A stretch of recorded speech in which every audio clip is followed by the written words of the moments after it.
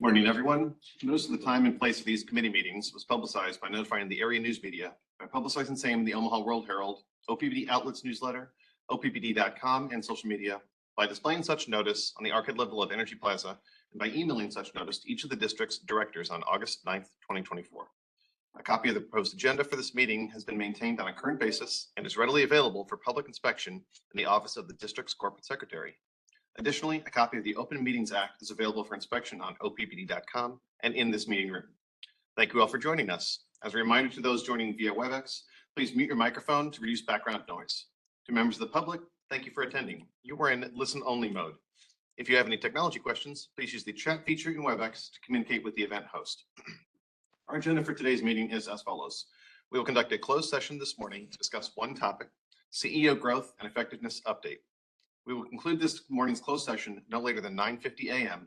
in order to open the WebEx meeting to allow members of OPPD staff and the public to join. We will begin public session at approximately 10 o'clock a.m. and receive reports from each committee. Dr. Molhoff, do we have a motion to go into closed session? We do. I move that the board go into closed session at this time, 9:02 a.m. to discuss one topic, CEO growth and effectiveness update. With respect to the CEO growth and effectiveness update, a closed session is necessary because the discussion will involve competitive and confidential compensation and retention information, as well as performance evaluation information. Is there a second? Second. Director Bogner is absent. Director Kavanaugh, Yes. Director Core, Yes. Director Howard. Yes. Director Molhoff. Yes. Director Moody, Yes. Director Spurgeon. Yes. Director Williams. Yes. The motion to go into closed session has passed. This closed session will be limited to discussion regarding one topic, CEO growth and effectiveness update. No votes or other board action will be taken. Bogner, absent. Director Kavanaugh, Yes. Director Core, Yes. Director Howard. Yes. Yes. Director Moody, Yes. Director Spurgeon. Yes. Yes. The motion to come out of closed session at 10:04 a.m. is carried. This closed session was limited to discussion regarding one topic, CEO growth and effectiveness update. No votes or other board actions were taken. Notice of the time and place of these committee meetings was publicized by notifying the area news media, by publicizing same in the Omaha World Herald, OPPD outlets newsletter, OPPD.com, and social media, by displaying such notice on the arcade level of Energy Plaza, and by emailing such notice to each of the district's directors on August 9th, 2024. Thank you all for joining us. As a reminder to those joining via WebEx, please mute your microphones and cell phones to reduce background noise. To members of the public, thank you for attending. You are in listen-only mode. If you have any technology questions, please use the chat feature in WebEx to communicate with the event host. We will take public comments at the end of today's meeting, as well as at the board meeting on Thursday, August 15th, which will be conducted in person at the Omaha Douglas Civic Center and will begin at 5 o'clock p.m. The public may attend in person or remotely via WebEx by going to OPPD.com. Joining me today in person are my fellow board members, Mike Kavanaugh, Matt Gore, Sarah Howard, Jenny Smolhoff, Craig Moody, and Mary Spurgeon. Amanda Bogner let me know ahead of time that she was not able to join today. We also have members of our executive leadership team, Steve Bruckner, our general counsel with the Fraser Stryker Law Firm, and OPPD staff. Additionally, we currently have 22 attendees in the meeting, consisting of OPPD employees and members of the public. Today, we will hear the following committee reports. The governance report from Director Molhoff, the finance report from Director Spurgeon, the customer and public engagement committee report from Director Howard, and systems management and nuclear oversight report from Director Moody. Javier Fernandez will now give the safety briefing. Thank you, Chair Williams. Can I ask Josh Clark to do the safety briefing here in the room, physical, and then I will do the second part. Morning, everyone, and welcome to August committee meetings. As we typically do, we'll start with a quick safety briefing. Hopefully no one's feeling ill. If you are, we always want you to be at home, getting rest and being hydrated and making sure that you're happy and healthy. Outside of the room, you'll find first aid, fire suppression, and the other safety materials. We have emergency exits directly out that door. We also have an emergency exit that's available through this door as well. So in the event we had to evacuate, please use those and follow the security officers as well as the security staff that's outside the room. We will congregate in the parking lot north of the building just so that we can all come together and make sure everyone's safe in that event. Luckily, I don't see that happening. We also don't have any severe weather coming our way, and we're very happy to hear that as well. So it's a nice day out. Always be aware of those environmental hazards though. Trips and falls will be pretty serious and can get you in the hospital pretty quickly. And then finally, if anybody does need any assistance during the meeting, please let our OPPD staff know. We also have security people right outside the room and we'll get you help as quickly as possible. So with that, I hope you have a great day. Thank you. Thank you, Josh. Really quick, just picking up on from that, cybersecurity continues to be a very, very important aspect of our safety briefing, especially when we're distracted or we are consumed by by other activities like last week's storm restoration efforts. That's when we typically see a spike in cyber attacks, bad actors trying to take advantage of our employees, our workforce. All of our attention is devoted to restoring power. It was important for us to stay aware, and I'm happy to report that we really, even though we did see attacks as we usually see, we didn't really have anything to report. On the psychological safety, really important for us to have a culture of respect. I think it's one of the pillars for having a psychologically safe environment where we come to the table with that underlying understanding of respecting each other, respecting your opinion, your position, your skills and knowledge, so that we can have an open and effective conversation. On the next slide, it's back to school. Some schools started last week, some are starting this week. Back to school, we're adjusting to schedules. Very, very important for us as parents, as neighbors, as drivers. The hazards that come along with school starting up again, there's higher traffic in places where we haven't really had traffic in the previous 2 months. It's very important, vehicle and pedestrian traffic, children getting used to new routes, new crossings. Very important for us to be extra aware, especially in the next few weeks as we resume school activities in the metro area in our service territory. Human performance tool use, of course, we use pre-job briefing, tailgates, through park communication and other tools that are available to help prevent errors during our work. That was incredibly important last week, as we did a lot of work and we welcomed mutual aid crews, but it continues to be important going forward, right? It's the human performance tools that we have to stop, slow down, review the work, review the hazards you have in front of you before you begin work. Is incredibly important and something that we instill in our workforce on a daily basis. And if human performance is not enough, we also encourage and demand actually the use of personal protective equipment, or PPE. In different forms, it comes in hard hats and eye protection, gloves, FR clothing for preventing electric shock. All that is important, and again, the safety focus continues to be very, very important. I would be remiss if I didn't acknowledge, we have been blessed by having a lot of work, especially last week, and we had just a handful of minor safety incidents. But these things are, running an electric utility can be hazardous. And I just spent some time a couple of days ago with my counterpart in San Antonio, where they lost an employee 2 weeks ago. And it was a stark reminder, a really, really sobering reminder that the work that we do is hazardous. And they have really good safety programs.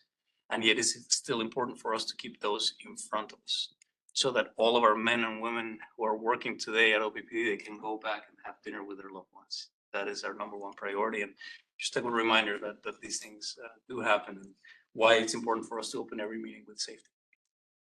And with that, I conclude my briefing. Great, thanks very much. Today we have an additional item on our agenda that was included in the published agenda, July 31st storm response and update. And we'll ask Javier Fernandez to please provide that update. Yeah, thank you. So before we get into our review of the past 2 weeks' restoration activities, I want to start by thanking all of you, board members. I know you field a lot of calls and you were actively engaged. I want to thank our customers for their patience, their support, and of course our OPPD teams and all the mutual aid teams that we got. It was a gigantic effort. We're going to hear more about these. We record-breaking numbers on many fronts. Not the type of records we want to see, but records that Mother Nature is bringing. The historic July 31st storm resulted in the largest outage in our history, leaving more than half of our customers out. Total, we we experienced about 221,000 outages during that 7-day period.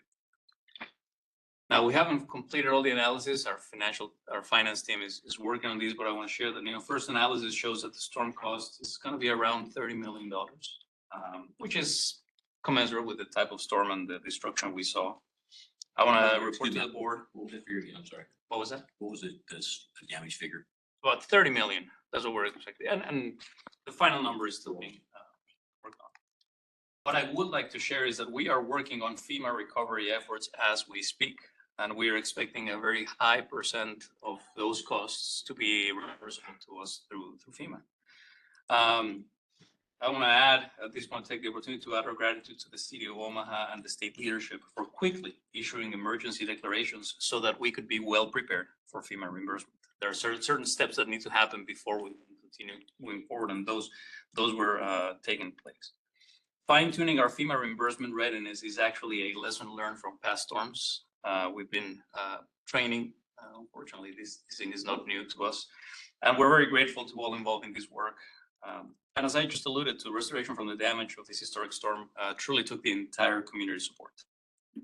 And that is what we've named this presentation, Powering Through Together, which you will hear from our experts. Now, we're not that far from restoration efforts. It was just less than a week ago, we were still restoring power from that storm. And we know that our insights and learning will grow with time.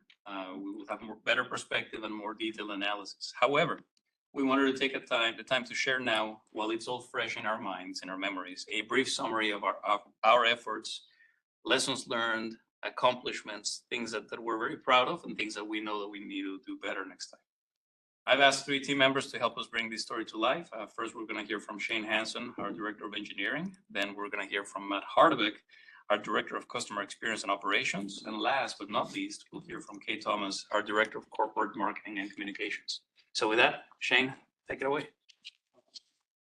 Thanks. Next slide, please. Perfect. Thank you. Good morning, and thank you again, Javier. As we get started, I wanted to really roll through and give a brief overview of the storm itself. So on July 31st, a line of intense thunderstorms came across our service territory. This brought wind speeds of over 90 miles per hour and widespread damage to portions of southeast Nebraska and southwest southwest Iowa, which did include both the Omaha and Lincoln metro areas. The radar itself doesn't fully do it justice, but the storm damaged OPPD facilities from Blair to Nebraska City, and it affected approximately 1,090 square miles of our 5,000 square mile service territory in the most densely populated portions of our service territory as well. You can see the sheer power and magnitude of these storms from these images that we were able to capture from the National Weather Service. And on top of that, the National Weather Service believes that these winds were among the top 5 strongest winds ever recorded in the Omaha area, and they did last for an unusually long period of time. Next slide, please, Aaron. So within minutes of the storm hitting our service territory, more than half of our customers were impacted, as Javier mentioned. This made this the largest customer outage event in OPPD history. Our load dropped approximately 1,100 megawatts over the course of 30 minutes. 140 of our 509 distribution circuits were locked out, and a level 2 emergency was immediately declared, which is our most severe storm level emergency that we have. Next slide, please. So unfortunately, we came into this storm well practiced from this year alone. This historic storm was the 6th major storm declared event in our service territory so far this year. But fortunately, our teams were able to quickly and safely activate our storm response plans. So I'd be remiss without giving a huge thank you and shout out to Chris Englund, our Director of Grid Operations, and Brian Kramer, our Senior Director of Maintenance and Constructions, for the fast action and leadership that they have received when they initiate these storm plans. So that night of the storm, the team made a few critical decisions. We asked OPPD field crews to work overnight to begin assessing the extent of the damage and restore power where possible. We started calling in mutual aid crews immediately using our mutual aid networks. We began building a 1-to-1 ratio of line crews to tree trimmers. Unfortunately, again, leveraging the experience, we acknowledge and understood that the extent of the damage is going to be mostly tree. We launched a formal staging area due to the extreme volume of crews that we expected. This has never been done in our history of this sort of storm event. And began coordination with city and counties to clear roads and restore safe travel for our crews and the public. Next slide, please. So these visuals help really bring these efforts to life. So you see a photo on the left of just some of our mutual aid crews that were staging just over here in the Baxter Arena. They stage there every night, able to safely park their trucks so that they had a place that they could show up and we could send them off to work safely in the morning. The graph on the right also shows how many resources were put into action beginning that night of the storm. We kept all mutual aid crews, tree crews, and OPPD crews working as efficiently as possible, and we kept adding and adjusting our resources in the field throughout the restoration process to work as efficiently as possible. At the peak of restoration, we had about 1,500 people in the field and hundreds of behind-the-scenes employees working on these restoration efforts. As a company focused on safety, I need to highlight that this restoration was completed with only minor safety incidents, which is very impressive considering the excessive heat and extremely dangerous conditions these crews were working in. And this is just a testament to our culture of safety first here at OPPD. So with that, I'm going to hand it over to Matt to continue our conversation. All right, thank you, Shane. I'm Matt Hardebeck, Director of Customer Experience and Operations, here to talk a little bit about our customer response. So immediately after the storm, damage was noticed. We immediately started communicating via all the channels we had available to us. That was stormandoutage.com, on-air interviews in English and in Spanish on various news outlets, and then also through our social media channels. Now we know from lessons learned from previous storms that trying to give our customers as much information as quickly as we can is very important. On August 1st, we decided to send auto calls to let our customers know that this was going to be a lengthy restoration effort, up to and including 8 days.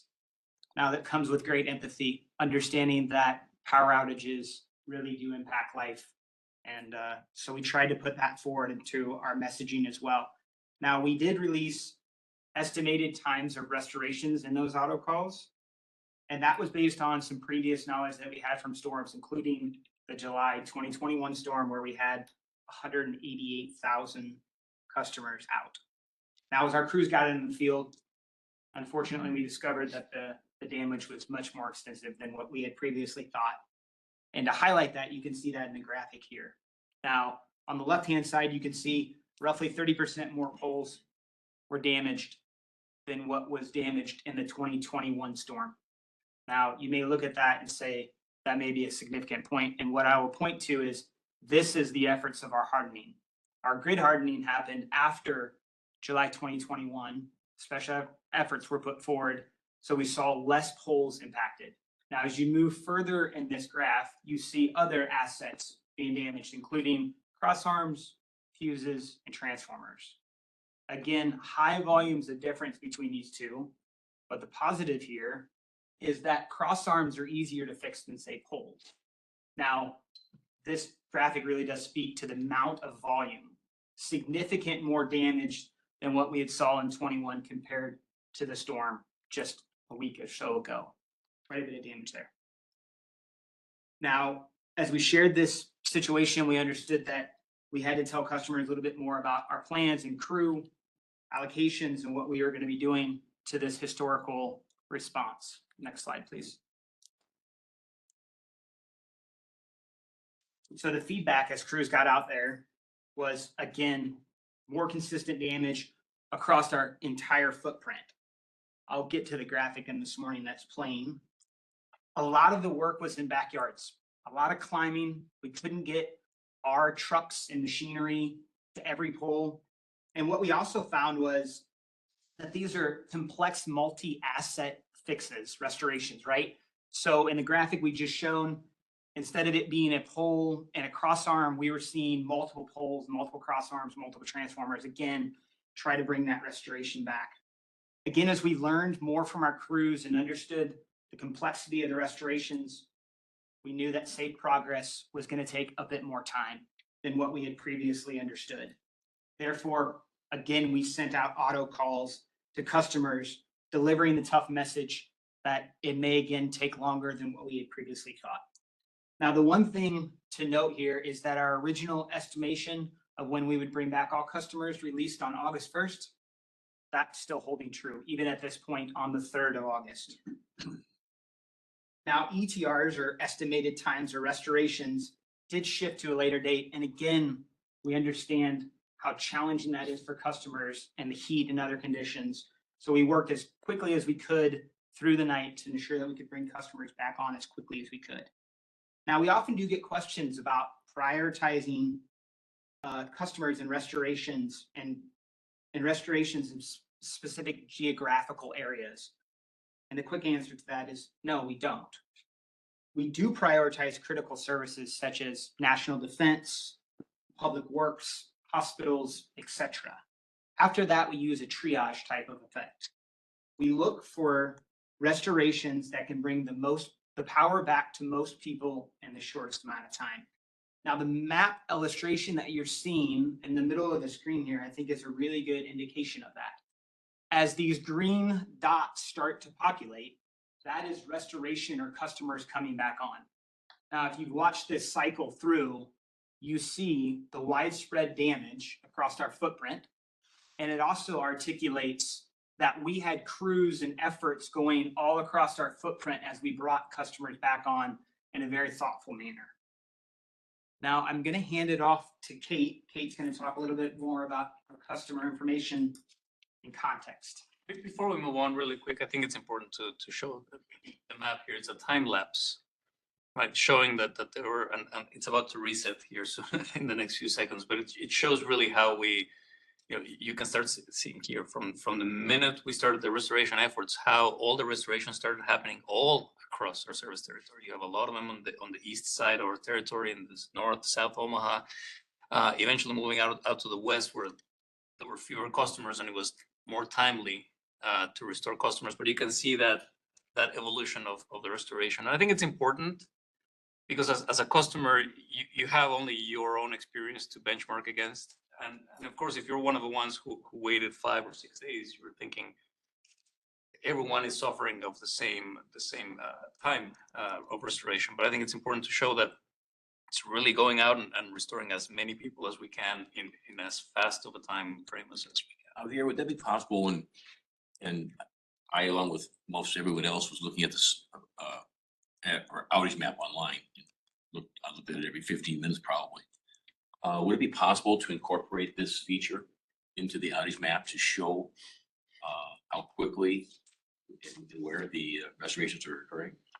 Yes, we're actually working on technology. We're investing on technology as we speak to improve the information we have, the type of meters we're going to have, and that will allow us then to have the information to show not only where the outages are, but how fast and where are we restoring, and ultimately provide the customer the right information they need.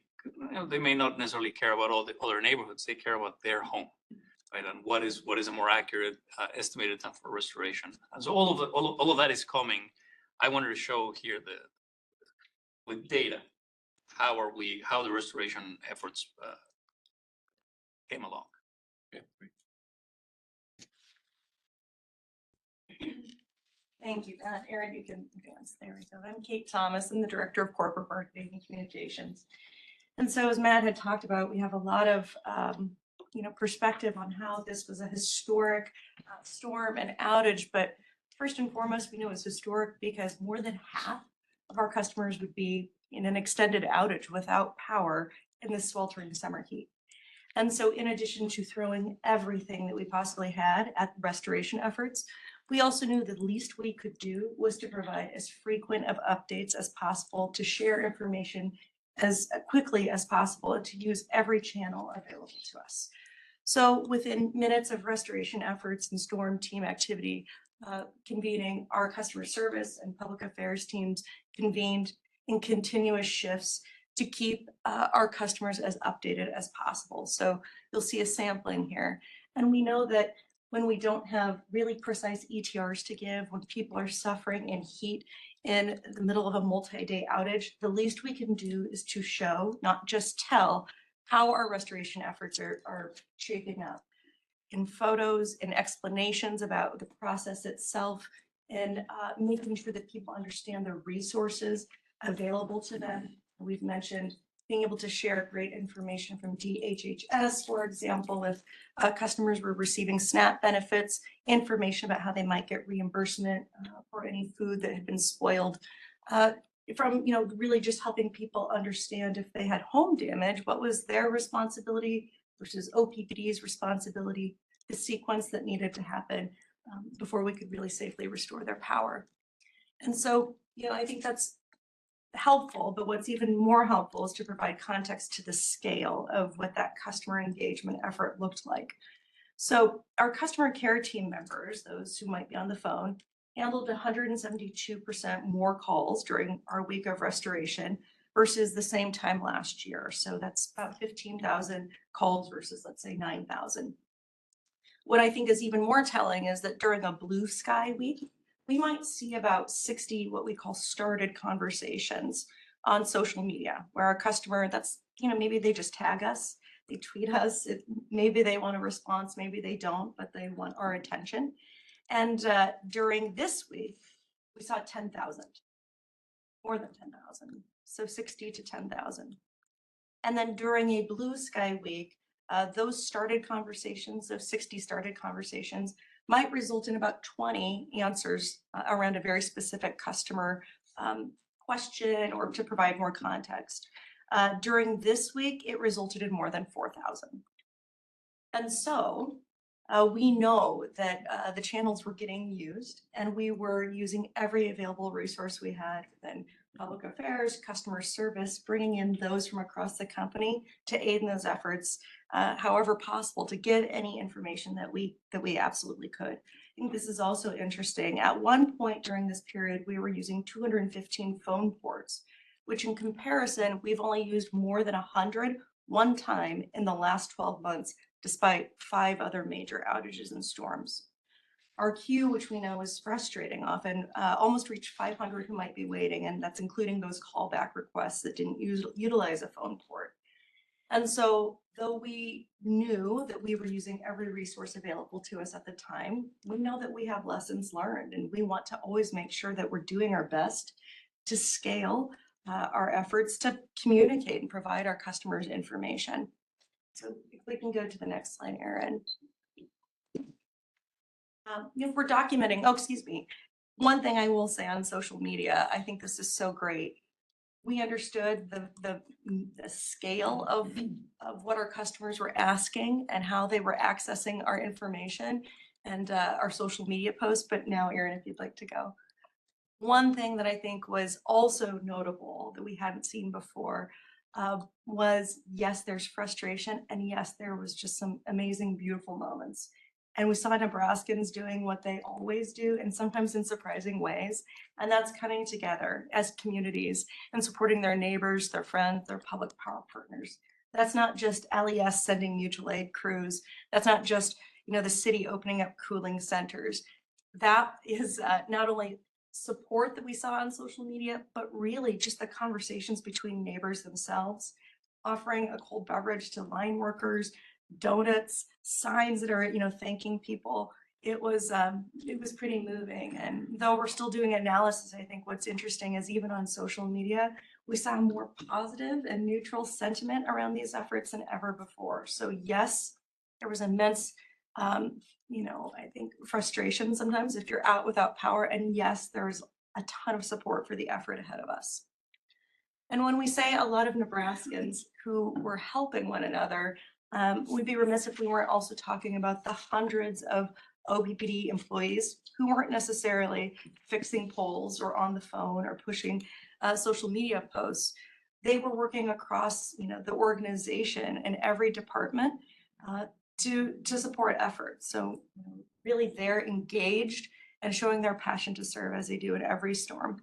I think some interesting, statistics just to provide context that folks don't always think about. So first and foremost, our utility operations employees in our generation plants who are keeping the power reliably flowing so that when service is restored, it's there. And we can't say enough to thank them for those efforts. But then also interesting, I think, activities, our supply chain employees are amazing. within mere hours, they were booking hotel rooms for more than 60 or 600 people rather at 30 hotels, ordering more than 6,000 lunches, 5,000 breakfasts, finding a place to stage 500 plus trucks, and making sure that those logistics ran smoothly. Everything from pallets of ice to snacks to bringing in coolers into a staging area that we had never been done before. We built a mini city in the staging area, and it was our first time out the gate. Our customer service team, I think we may have said this, but huge shout out to Wendell Young and Todd McLaughlin, who within minutes were on the phone with our city to make sure that they're working with Public Works to even clear the roads before our trucks or any invited crews could get there. Technology team, with the volume of customers accessing our tools and the amount of time that we were needing to use our tools like OMS, working around the clock to make sure that it's stable. And then I think this is really fun, just what this picture will speak to. Something that's new, and I think speaks to the creativity that we had in this moment and that can-do attitude, is the fact that as crews were in this extended outage, especially those from out of town, they needed laundry done. So rather than try to outsource that or find, a way to do it or say that's not our problem, we had dozens of employees offer to do laundry so that our crews and those who were invited in just felt a little bit more at home. And so we just wanted to illustrate that though you see those people, or you might hear from them on the phone who are on the front lines doing the work, it takes nearly everyone in this organization to pull that off. And so we just really want to recognize that. And so, I would say we're really proud of the efforts of the organization, and we're not satisfied. We never are, because every storm uniquely pressure tests us. We come in, I think as you've heard us talk about, with lessons learned, and we document the second that a storm starts, lessons learned from this unique experience. And so we have plenty of those. And, 4-ish days out, we know that we aren't going to have the full picture of our lessons learned and improvements. But we did want to give you some, first blush observations. And I'm going to hand that over to Shane because he'll have a little bit more detailed information from a utility operations perspective. But we appreciate you hearing where we're at right now. Thank you. All right, thank you, Kate. So as you mentioned, we are a learning organization focused on continuous improvement. And given the breadth of our service toward damage by this storm event, we quickly realized, again, we needed to scale these resources based on the learnings we've had from past storms. So as we looked at the lessons learned, we again saw the transformational role that advanced metering technology will play in the future, especially in our ability to accurately and quickly communicate to our customers estimated restoration times. As we continue our work to pilot and implement these next generation grid efforts, we use these sort of storm events as a means to inform how we enable that technology behind it. Additionally, tree trimming is always a major discussion point after an event like this. We currently spend on average $15 million per year trimming trees, which means we can trim our system once every 7 to 8 years is what we're on average for. This is a sizable increase from where we were 10 years ago. As you can see on the slide, we're spending about 5 times more what we did only 10 years ago for that investment. So while we did see an improvement in our heavily treed neighborhoods and areas, the effects of 90-mile-per-hour winds that have on large mature trees in some of our more densely populated areas is something that our tree trimming program just can't effectively handle, of those size of trees falling into power lines, sadly. Additionally, we continue to evaluate converting overhead distribution to underground in areas of high density trees as we continue to invest in our aging infrastructure. This will remain a tool that we use to leverage along with our advanced metering technology and other smart devices on our distribution grid to make our systems more resilient to these major events. The last thing I want to highlight that we have learned from a major event like this is just because the major restoration effort is over, that doesn't mean the outage effects are done. In this last week alone, we've seen hundreds of outages caused by things that were damaged but not yet broken. Trees that were damaged haven't quite fallen yet. Pieces of equipment that were damaged haven't quite fallen yet. And this is things, as we've learned throughout time, This may take weeks or months for us to fully realize the extent of damage to our system that our crews are out there diligently working on with the same level of care and priority they put on it in the main restoration effort. So with that, we've shared a high-level summary of an incredibly complex effort, and we're happy to answer any questions. And we did highlight that, and Javier is going to give you the last comment here. Just the last thing, I think if you go back to that last slide, what we learned, I think this is important. 3 years ago, I had just become CEO and we had the July of 2021 storm, which at the time had been the largest one on record. Right after that storm restoration efforts concluded, I've said many times, like my first direction, my first decision as CEO was we need to modernize our metering system. The advanced metering infrastructure project that we've been working on for the past 2.5 years was specifically to address the communications issues we had 3 years ago. Right? When our customers have to call in to let us know that the power is out. The metering infrastructure we have today still doesn't allow us to have that instantaneous two-way communication. So I want the public to understand we've been working on this. This storm came to us faster than we were able to deploy those meters. We've been modernizing all of the advanced metering infrastructure ecosystem, all the technical work that has to happen, all the data, geographic information systems, field management systems, outage management that has to be in place. We already have new meters in stock. We will begin deploying those just in the next few months, and we're going to be busy. The next couple of years, we're going to be busy replacing all 400,000 plus meters in our service territory with modern meters. So this is something we learned 3 years ago, but we continue to experience the need for that type of information that flows back and forth with a modern meter, where we know instantaneously when you lose power, we know what type of outage you had and how fast we're going to be able to communicate back to you as restorations efforts move forward. The other one, as Shane just mentioned, tree trimming, vegetation management budgets. We're investing 5 times more than we were investing 10 years ago, and yet that is not enough. We're having conversations internally. We're in the middle of budget discussions for next year and figuring out what is the right amount of investment. Something important to know is that it's not just dollars, it's really having the crews, having the manpower on the other side to take on the additional work and be able to schedule that work. But make no mistake, we continue to make those increases. Shane mentioned 7 to 8 years of tree trimming cycles. Our goal is to get down to 5. Right? And it's going to take, and we have been on a really good journey to make improvements, but we're not done. There will be more. There has to be more investment there. But battling trees is not the only battle we have to battle. It's really modernizing our infrastructure. A question that board members get, and I get oftentimes, is why can't you just underground all of our distribution lines and all the problems would be gone?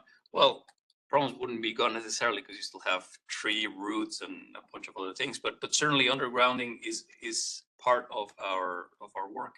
Undergrounding is not only expensive, but it's also incredibly disruptive, right? So we are looking at where are the best circuits where we can relatively easy go in and underground those main primary circuits that could significantly shorten or eliminate some of the risks that we have with overhead facilities. But something very important to remind our public is that some of those neighborhoods, the system was built in the 1930s, 40s, 50s, overhead distribution. These lines are oftentimes not in the right of way. They're not on the street. They're in between houses, in backyards.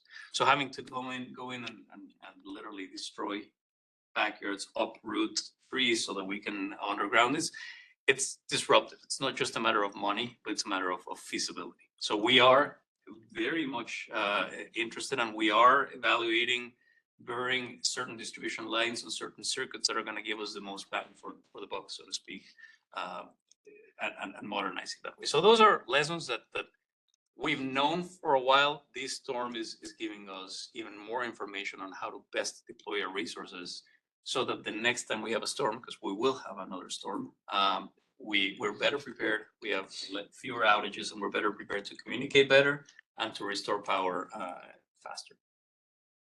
Here there seemed to be outages as well in neighborhoods that had buried power. Could that be a result of transformer damage? Or Correct. what would be- Correct. So not all of the outages have to do with overhead transmission lines and poles. Sometimes it's the transformer that goes out that could take out an entire neighborhood, even though their distribution system may be underground. If the transformer is damaged, you can have it. So once again, burying distribution lines is not it's not the magic bullet, the silver bullet to fix everything. You can have outages without. Are we seeing secondary outages due to dangling tree limbs and such? Yes, We are still seeing. we're still seeing some of that. Because there was an outage in Midtown the other night. My wife was working and called and complained to me about because 2,500 meters went down. And came back up within an hour or so. Correct. We're still seeing some of those which are tied to the storm of July 31st.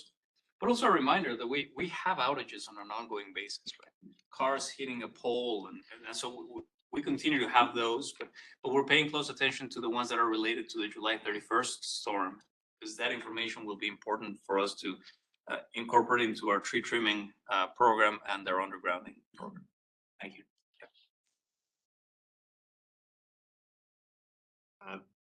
Directors, do you have other questions, comments, thoughts about the storm and the response? Javier, can you talk a little bit more about the advanced metering and what a customer's experience, how it might be different in this particular instance, right? Because we know what it is today, but I'm curious if you could sort of forecast Yes. what that might look like in the future when we've got that done. Think about a future, and it's not too far from here, where you lose power. You left home to go to work. You're not working from home, and your home loses power. We will know that your home lost power before you even know. We will send you a text saying, hey, by the way, your home is without power. And the estimated restoration time is going to be these many hours. By the time you come back home, the power might be back on. You knew about that power outage. That's a feature that I'm looking forward to, where we will be able to talk to the meter immediately. We will know when you lose power. We can send help right away without you having to come back home and call it in. The other one is we're heavily investing in an ecosystem of systems where our field management services are tied to our advanced metering infrastructure. You lose power, we immediately send it, we dispatch a crew. We know where the crew is at right now. If they're picking up material at the center, if they're already on the way, we will be able to provide a lot better information, granular information. Say your home should be restored within the next window of time, depending on the damage, but we have a crew already dispatched on its way to your home. That's the type of information that we will have, having an advanced metering infrastructure tied to our geographic information system, our field management services, really significantly modernizing the way we do outages.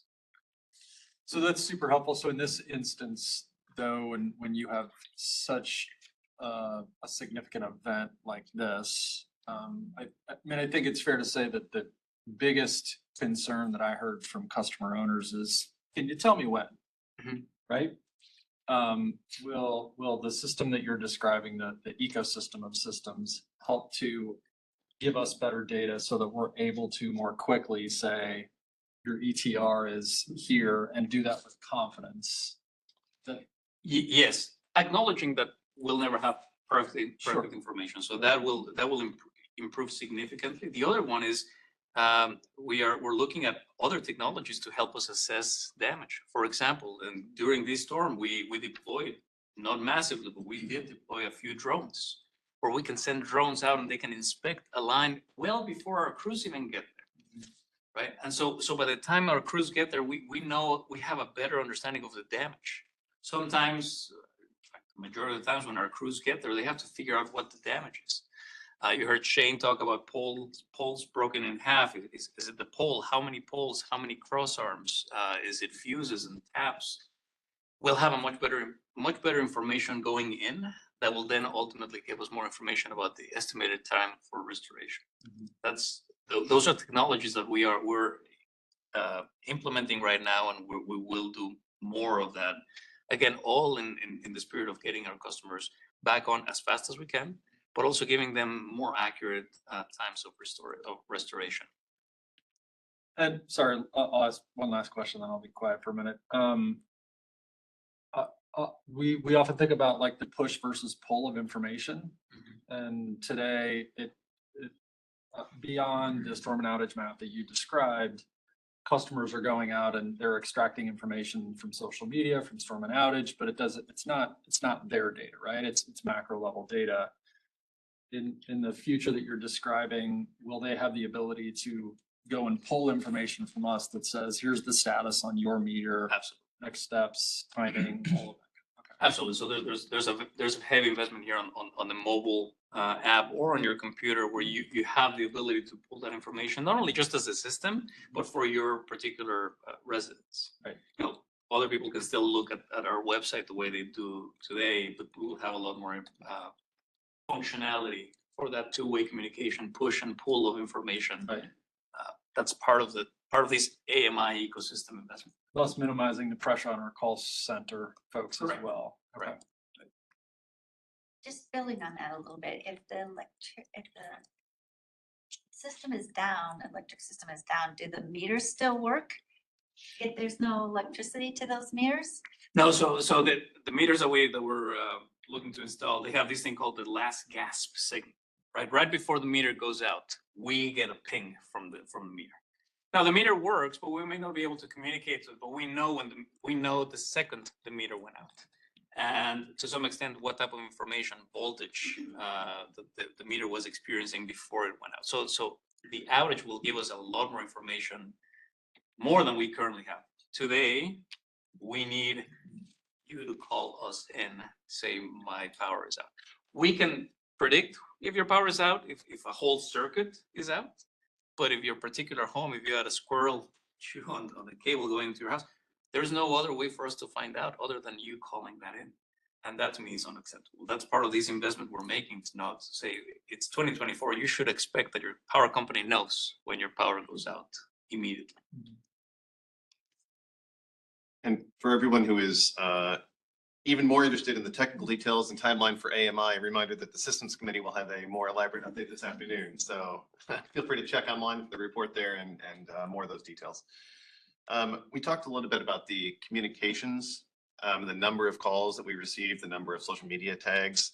I personally received some outreach from members of the public as well, and I guess I wanted to show appreciation to the staff who did, literally thousands of times more response than we do on an average blue sky basis. So thank you to everybody. When customer owners feel stress and they do not feel like they are getting a response, sometimes they contact their elected representative on the board. And I know we all fielded those calls, and we tried to be helpful, and we tried to get people to where information was available for them. But the employees who were doing the back end work to get those responses is really what makes the difference for the customer owners. So thank you to everybody who was doing that. I think that my general response from the event was similar to Craig's, in that how accurate of information can we provide about when restoration is expected was the number one question. It wasn't, I need power back immediately. It wasn't, it has to be tomorrow. It was, can you give me an accurate estimation of when it will occur? Regardless of what that number is, I just need an accurate number. And so the more detailed information that we can provide, I think the better we'll be in future response to people who just need to know what to expect if they need to move food, go to a hotel, anything like that. So appreciate the dedicated work by everybody to help with those communications. Something important, and Matt, you can chime in on this really quick. Very important for sure. We need to provide better information on time of restoration. Something that we didn't necessarily talk about was those calls we made where we actually met the estimated time of restoration. We had a lot of success. We did have to revise timelines. We did make phone calls where we made the phone call and the restoration didn't happen at the time that we told them it was going to happen. For sure, we need to improve on that, and those are usually the calls you receive. But for us, the success rate we had was significant. Some were in the 70 to 95%, depending on the day, depending on the call batch. We got, of the calls we made, some of these were 75% of these calls we made, and we restored on the time that we told. Was 25% that we didn't. Of course, we need to work on that. But I do want to share that there was a very high level of success rate, and yet we're not gonna rest until we improve that. Anyone additional comments, questions? So I would like you to talk a little bit about how you prioritize critical infrastructure, because in the rural areas, not having power also means not having water, because many of our rural communities and farmers have livestock, and their pumps don't work unless they have electricity. And some have generators, but it's not enough to run their whole operation. So can you talk about how those are prioritized along with, because I know that, you know, Lincoln lost their water well electricity, and that was prioritized, and they got theirs right back. Ashland didn't get theirs back for 4 days.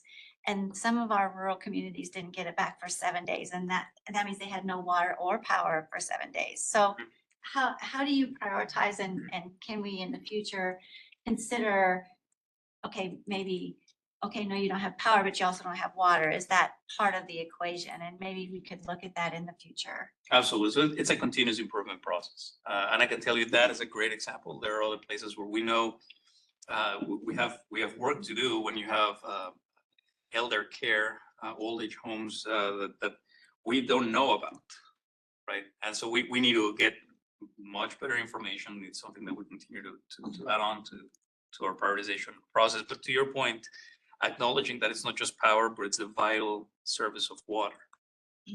And it's going to be very important for us to distinguish between the business need for someone to have water and power versus the critical human safety need of having water and power. And so we'll continue to work on that. And I think that type of information is important for our teams to incorporate into our lessons learned. Is there something we could have done differently from that perspective, that we could have had water and power restored quickly to places that needed it for human safety, life sustaining. So thank you for that. Let me, that's a great question. Let me thread on that for a moment. I've throughout the course of this event, one of the things that I kept coming back to, I'll just speak for myself, was like, what's my role here? And beyond, you know, doing everything that I could to help customers navigate this, get them the information they need, connect the dots between, I have this question, where's the answer, right? Because we're not in the weeds. I found myself wondering, you know, as we zoom out and as we do an after action review and really kind of, you know, take the lessons learned and map this out forward, those kinds of questions had me thinking, are we as a board providing you as the CEO and the organization the guidance that you need in order to navigate these? And so for me, what's the way in which we provide guidance? That's strategic directives. Mm-hmm. And so I kind of started picking apart each of the strategic directives that we have and thinking about, you know, where might you as a CEO get the direction from those strategic directives? And like, these are really critical events that affect a lot of people. And so I found myself wondering, and I don't, like, this is not for us to answer today, but I found myself wondering, is a strategic directive that's focused on outage restoration something that would be valuable? And I don't know if you have any quick comments on, we've not talked about this before, I'm throwing it at you kind of out of the blue, but I'm just curious if there's anything that the board can do to help, you know, you and the team make decisions about prioritization, or ensure that we have the resources that we need to take on a $30 million expense without thinking twice about it to get people back online. Any quick thoughts? So I have really good direction from the board, all the way from rates, right, affordability, to reliability, SD4, SD5, and customer satisfaction. I have good information and good guidance from the board to be able to prioritize resources in terms of storm restoration for something of this magnitude. But that's not without saying that there could be improvements. For example, on SD4, for the longest time, we focused on SAIDI, the System Average Duration Index, Interruption Duration Index. In the past, we used to exclude large storms, and we're trying to measure our system on a blue sky day, like how well is our system handling regular outages. And we're trying to minimize the length of duration of those outages to less than 90 minutes on average. We've been making significant improvements, and I think last time our SAIDI was in the 50 to 60 minutes, which is fantastic. But that excludes large storms like these. So I think there's an opportunity for us, and we have made a few changes on our SD4 metrics, but I think there's an opportunity for us to say, we'll measure that on a blue sky basis. But is there a separate set of metrics that will help me then prioritize tree trimming, for example? If we want for major storm events, based on the number of thousands of outages, how fast we need to restore. That will help me and my team prioritize even further tree trimming resources, line crew resources, mutual aid resources. I'm not suggesting we're not doing that. I'm already doing that because it's the right thing to do, right? But I think from the board's direction, it would clarify it would add a layer of clarity on our SD4 reliability strategic directive. Sure. Thank you.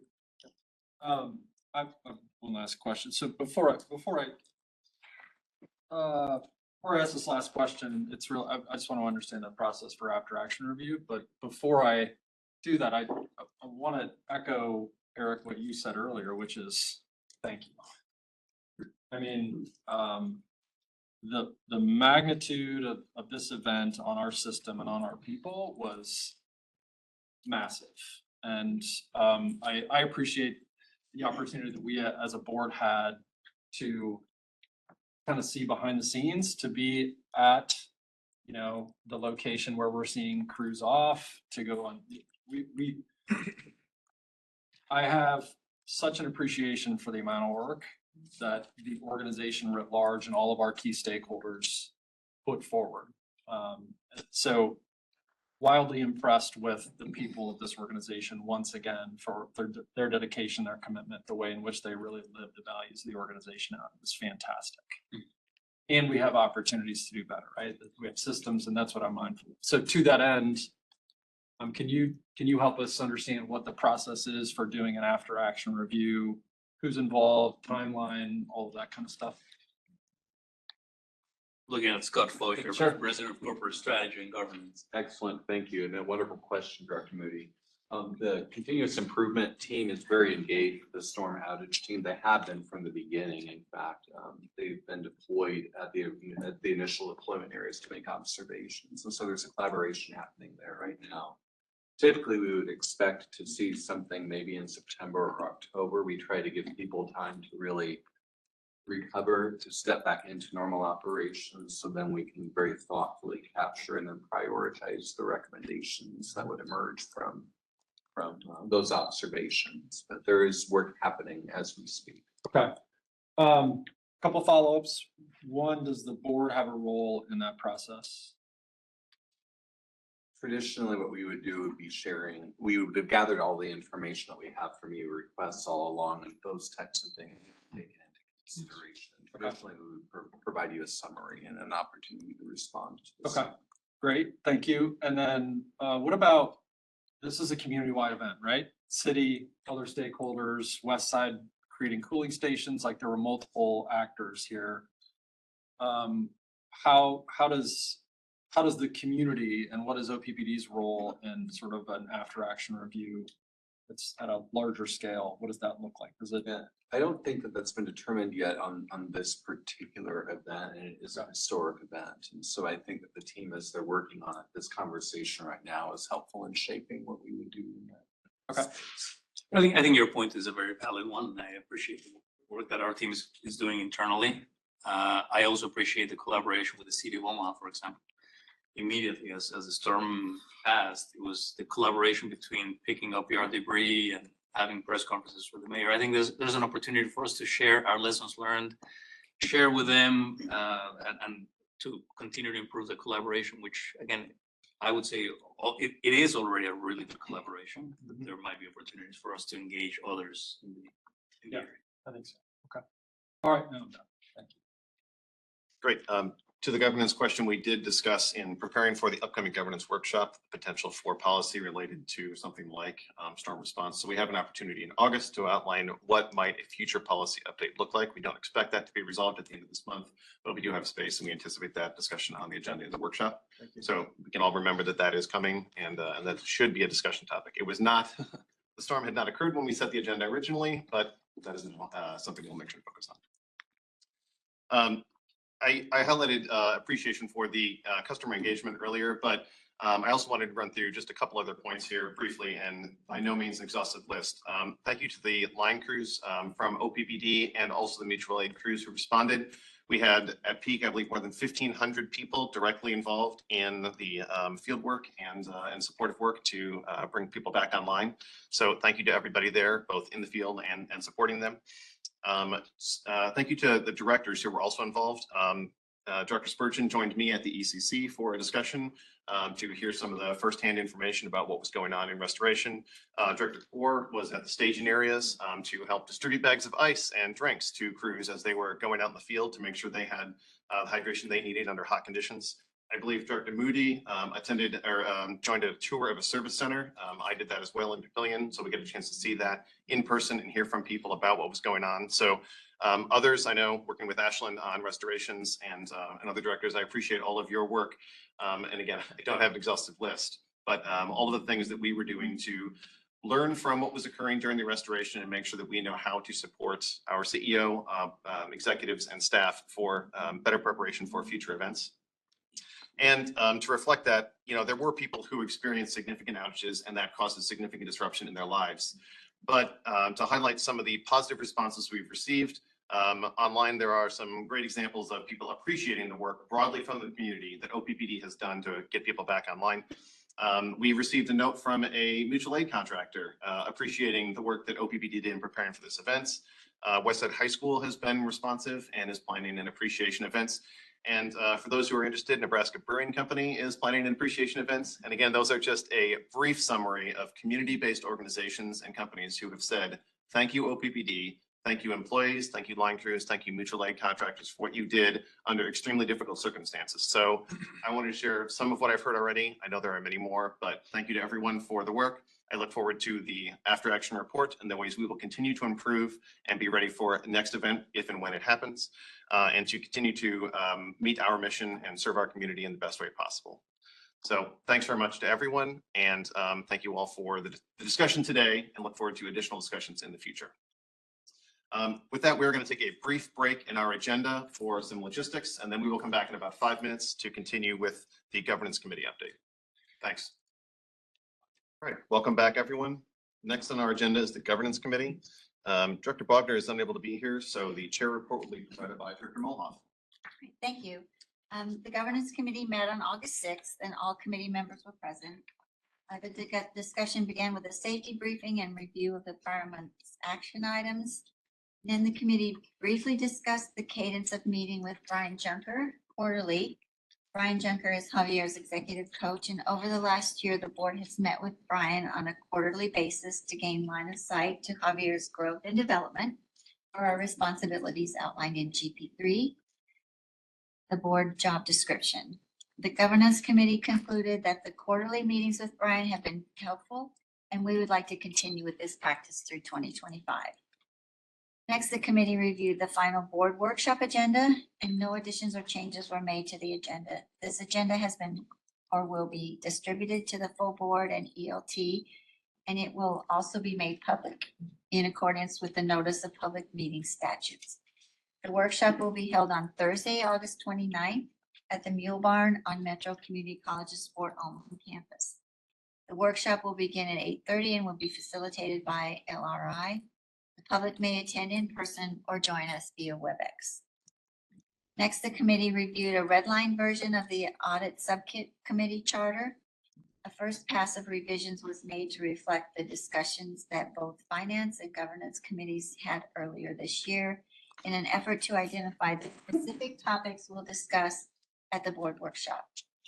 An annotated version of the subcommittee's charter will be provided with the board workshop preparation materials. Please review that and come prepared to discuss the role of the audit subcommittee, and if this should remain a subcommittee of the Finance Committee or become a standing committee of the board. Next, the committee reviewed the draft President and CEO Emergency Succession Plan created by Vice President Bosch and Vice President Fennell. This item isn't currently on the committee's work plan. However, through the governance committee's work to shore up the CEO development plan, we noticed that there was a gap in succession planning. While we have a process for long-term succession planning, we do not have a formal emergency succession plan in place in the event that the CEO is unable to perform their duties due to unforeseen circumstances. Our aim here is to provide the district with a clear, concise plan to help navigate the organization during what would likely be a challenging and emotional time. The committee reviewed the draft and provided feedback to Vice President Bosch and Vice President Fennell for additional contemplation and revision. Specifically, we discussed which officers of the district should be included in the emergency lines of succession, the process for shorter, non-emergency leadership delegation, and formalizing the president and CEO succession process. We anticipate that non-emergency leadership delegation will be addressed in revisions to BL7, and formalizing the president CEO succession process will be documented somewhere else. We anticipate that this package will be brought forth to the whole board later this year for review and discussion. That was a long, so if you have questions about that, you can talk to Amanda or myself. We concluded the meeting with reviewing the agenda, planning calendar, and work plan. 2 items to note: since we've now started the audit subcommittee charter review, this item's status should be changed to started, and the president and CEO emergency succession plan development should be added to the work plan. And this was submitted by Director Wagner, and I appreciate your any questions. Okay. Hearing none, please be ready for the governance workshop and those upcoming discussions. Thank you, Director Millen. Next up is the Finance Committee and Director Spurgeon. Thank you, Director Williams. Yes, we met on August 2nd, and following a safety briefing and a little review of any actions that were needed to be done. Hopefully there were any at that time. We received a claim settlement report, which we're going to hear about today for the full board. An annual report of the interest rate on customer security deposits, which is a legally required report, will also be given to the full board today. Second quarter retirement fund report was given, and the A and B 2024 A and B bond issuance report was given. A second quarter financial report was given, and then a little update around some of the new generation occurred. Following a review of the board work plan, which basically for us, we have enough normal stuff going on, and the item on the board work plan is just on hold until some of that catches up for review. Following a summary of the meeting, we adjourned. All people were present, all the directors were present for that meeting. So I'll turn it back to Vice President Bishop to proceed with the claim settlement report, I believe. Excellent. We'll pass it to Lisa. Thank you, Lisa. Good morning, everyone. We've been busy since the last time we met. We've had 3 settlements that take place, and this is a statutory requirement that we have for you that any claim settlement over $50,000 is presented to the board. So there are 3 today that we'll be reviewing, and the first one is dealing with a settlement that took place after we were working on our line 25. We all know that one dear and well. That took place, and we had a staging area where a parking lot was damaged from the equipment over that those couple of months we were dealing with that project. And there was damage. We did obtain 3 different bids. We utilized the most cost-effective and most quality bid there was, and reached a final settlement of $156,678. Questions on that one? Okay. Next one. The next one is when we, typical in our work, we do have to require a dig in the ground. Unfortunately, we came across some fiber cables that were owned by Cox Communication that were damaged. There was quite a not just one, there were multiple in this area that were hit. They were kind of bundled together. They received initial claim about $80,000 from Cox Communication, but we were able to reach a final settlement of $63,000. Okay, and the last one is dealing with an injury, unfortunately. This is dealing with a contractor that was working for us. It was someone that was just in general in the public working on one of their projects. And they sustained injury when they came in contact with our streetlight cables. The damage he sustained to his body was covered by their workman's comp carrier of his employer. We did receive a lien from the workman's comp carrier at that time. We also received notification that Mr. Lamas was represented by attorney counsel. We received a demand and over the excess of, about $100,000. And through negotiations, we were able to reduce that settlement to $55,000 with the full release of that medical lien with the workman's comp carrier placed on the settlement. So, any questions or concerns? Yes, sir. Thank you. I have a question. The difference between the first two, crew contractor, is there any difference in settlement with the first one being a contractor? Do they carry any, or does the district back them? And See here on the first one, no, yes, because they're doing work as if they were us, an extension of ours, we do take care of the damage that they cause. thank you. You bet. All right, I close my report. Thank you for your time. Thank you. All right, next up, we've got a review item, the annual report of the interest rate on customer security deposits. John Thurber, our Director of Treasury and Financial Operations, will walk us through the methodology and the outcome. Welcome, John. Thank you, Vice President Bishop.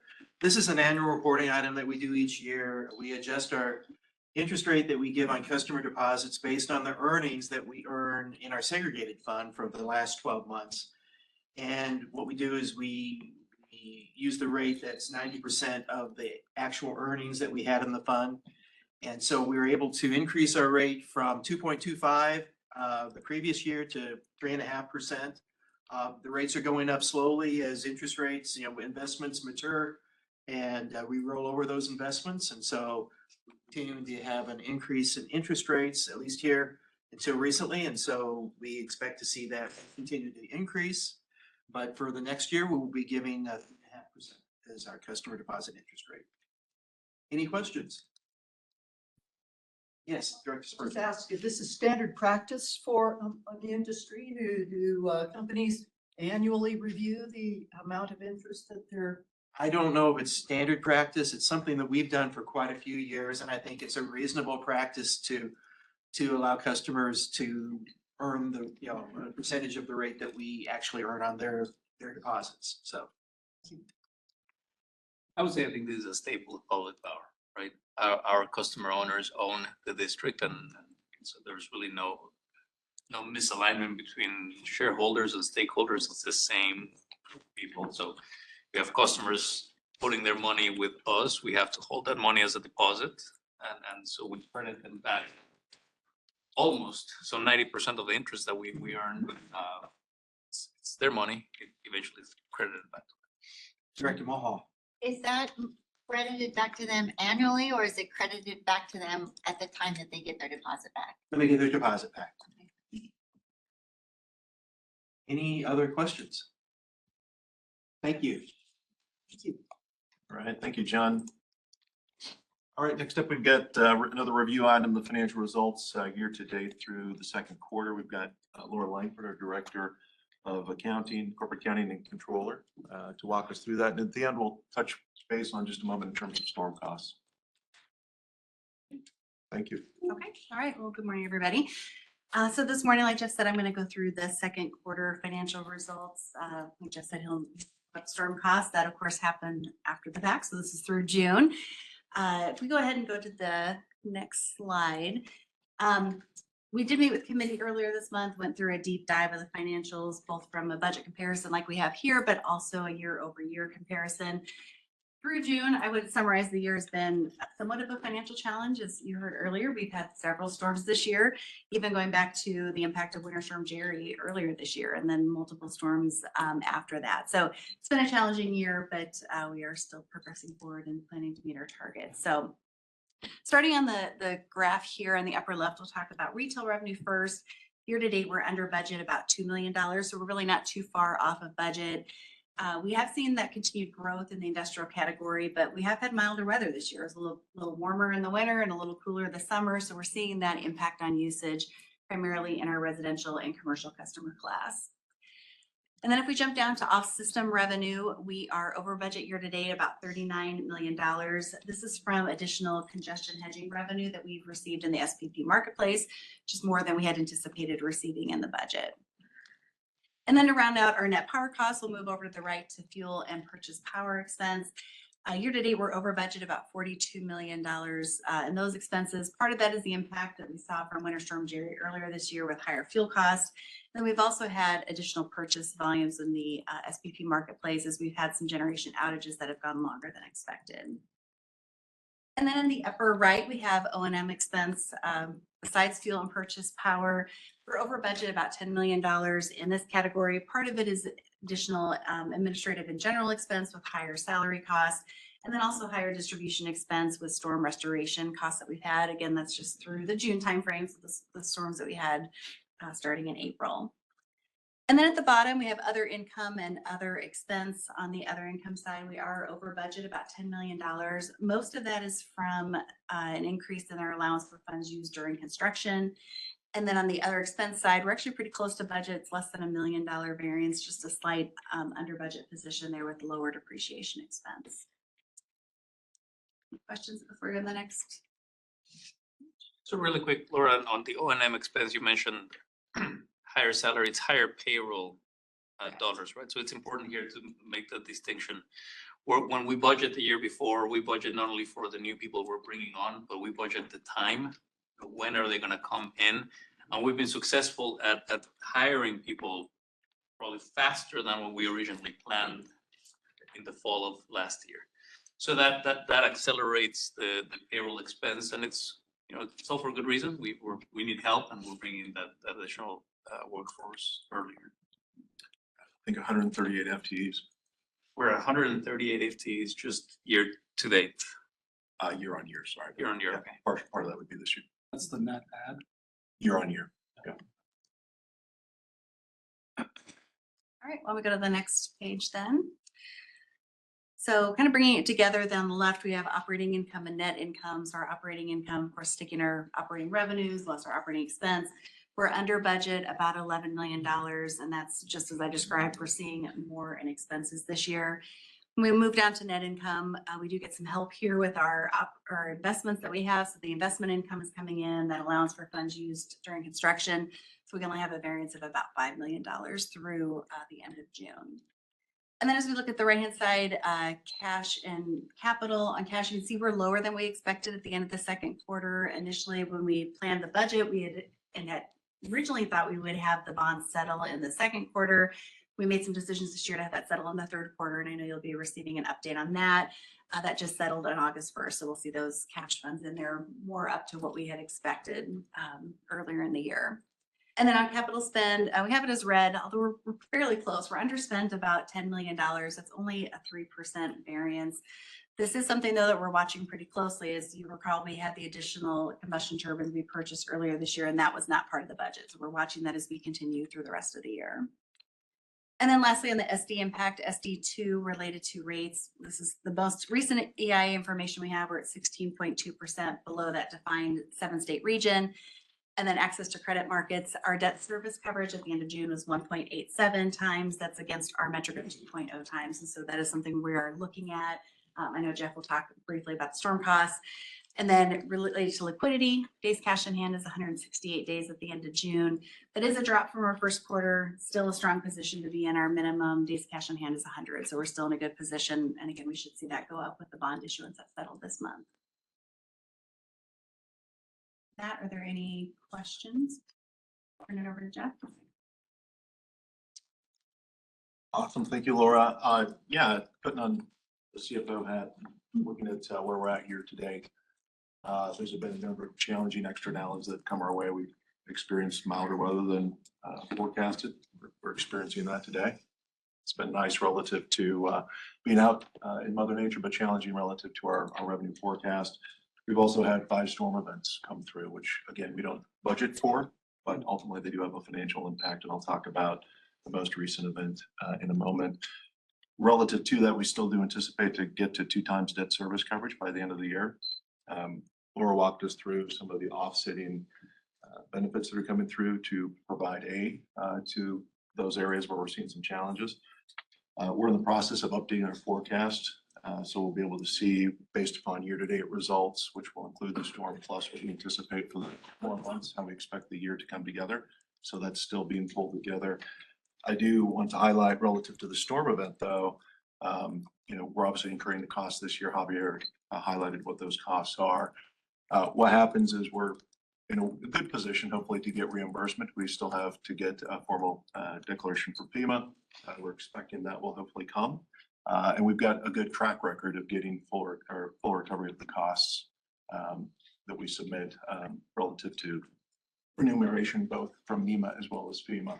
So that should provide a good amount of offset to the costs that we're going to and that we've incurred. The challenge that we've got is the timing of cash flows. Cash went out for the storm-related costs. We won't receive reimbursement we're anticipating until 2025. And so what that means is making sure that we don't see a drawdown in our debt service coverage this year and a big influx next year, improvement in debt service. We try to balance those out to match our expenses with when we receive the revenues. The way we are able to do that is through a regulatory accounting, and we'll need to take that to the board likely. I'll run this by Javier, but I would anticipate bringing that forward to the board in September to get approval. So that would allow us to defer those costs and then recognize those next year when we get the reimbursements from NEMA and FEMA. And so wanted just to highlight that aspect. There is a potential as we continue to look at the financial impacts for the non-reimbursable portions, plus would largely be that aspect of it that we may need to touch the RSA, rate stabilization account. It's set aside for things like this. Again, we'll have a much better idea once we have a chance to run the full financial forecast, but I thought to give you an update as to how the storm events have hit us, what we're anticipating for the end of the year, and how we're looking to mitigate some of that exposure this year through some of the mechanisms that we have in play. Open up to questions or any other comments that others would have.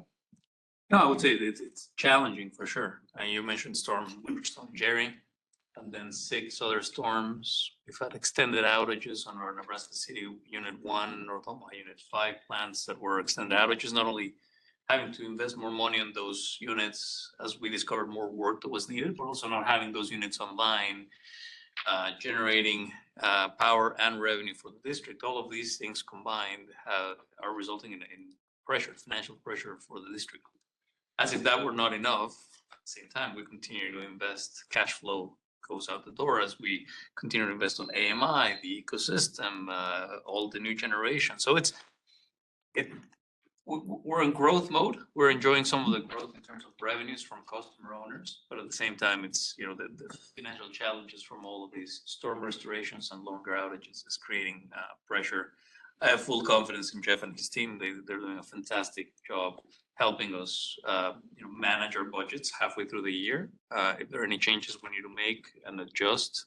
And really, I really appreciate Laura, John Thurber, Jeff, thinking forward as to how do we best mitigate the potential rate changes, right? Having the rate stabilization account is incredibly important. Just a reminder that account sat at $50 million for a really long time, and just last year we made a deposit of additional $26 million. So now we have a larger rate stabilization account that may come in handy to help us smooth the financial effect of this year. I have 2 questions. Jeff, I'm interested in the estimated $30 million that we're expecting to get a good chunk of that back from FEMA. You described that as a cash flow challenge. I think that's what I heard anyway, right? Which makes sense because we've expended those funds and then we're going to get reimbursed for it next year. But then you also said, there's some regulatory accounting that will allow us to push those, the acknowledgement of those costs to 2025 so that that'll offset that fiscal year. Is that right? Correct. The How amounts does- that we expect to be, that we expect to have recovered. But that doesn't address the short-term cash flow crunch that might be created, right? Or am I missing something? That is correct, right? We have So cash flow out the door, so, our working capital, we're able to absorb that. Okay, that's what I was asking. Days cash on hand, and we work through that in detail when we look at our monthly cash flows. And so John and team will facilitate, balancing out that increased cash outflow associated with the storm event. Okay, great. You're highlighting an important piece. Yep, okay. I was confused. You helped me understand. Thank you. And then just a question. I understand why we don't budget for storm events because we don't know how big, how many, so on and so forth. But I guess I'm wondering, should that be something that we're starting to account for if we're seeing, like, just this year alone, right? We've had so many events, and I know that I have to assume it's extraordinarily difficult to try and project those peaks and valleys that might get created as a result of the storm events that we can't predict, but they also have pretty significant financial impact on us. I'm just curious about that balance. This comes up every year as we go through the budget cycle. And so there's always a question about what level of storm-related costs would we include? Really kind of two camps out there. One, you could include that as a cost, so on an ongoing basis, look at some type of historic average, 3 or 5 year average, and try to put that into your budget. Ultimately, that would result in a revenue requirement, right? So you'd be increasing customer costs.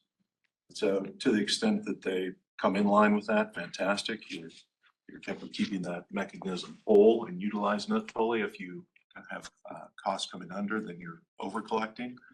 Or if costs come in higher, then you're under collecting. And so where we've been to date is we have not budgeted for those. Oftentimes there's things that come in and at times will offset those costs. We've talked about some of those today. But when you've got material items coming through this year, it becomes very challenging. And so one way to do that would be to do more of a pass through as you recognize costs as they do occur. If they do occur, then you would go ahead and utilize a pass through mechanism. One might use the RSA, for example, to say, hey, as costs, let's say they exceed $1 million for storm response, we then push those through and allow the use of the RSA. That's really helpful because we, at the same time, internally are having conversations with operations and frankly, everyone across the district is saying, when these large storm events come and the costs that are incurred, the financial challenges that presents, do we need to modify operations? Do we need to cut tree trimming? Do we need to cut training? Those things have both short and long-term impacts if we make. Those are things that we have levers on, but oftentimes you're creating a bigger challenge for yourself. So we've been talking internally quite a bit about, how do we make sure we're on top of these externalities, these things that we don't control. Mother Nature, whether it be the impacts on retail revenues or storm events. And so we'll likely be bringing more forward to you in the near future. But those are things we're working through so we can come up with a good solution, recognizing that those things will continue to impact us. Hopefully that's helpful. Yeah, that's super helpful. Thank you. Could the rate stabilization fund indirectly help in a case like that if it's a significant outage like this? It does, and that's what it's set up for, in terms of if there's unusual events that come through, handful of items that qualify under the RSA, we're allowed to come back, get approval from the board to utilize the RSA. It's the way it stands today. Another question would be is FEMA reimbursement. Does that generally cover labor costs as well as materials, or one or the other? And does it generally compensate dollar for dollar? Is there normally a large deductible before FEMA will step in? There is. We've got quite a background. Laura, I'm going to pass it to you on this. If it's too early, I mean, if you don't want to wait till the report is done, it's fine. Either way is fine. So there isn't a deductible, but there are some nuances if insurance is involved, which in this case, there won't be much for insurance. We don't have our transmission distribution covered by insurance.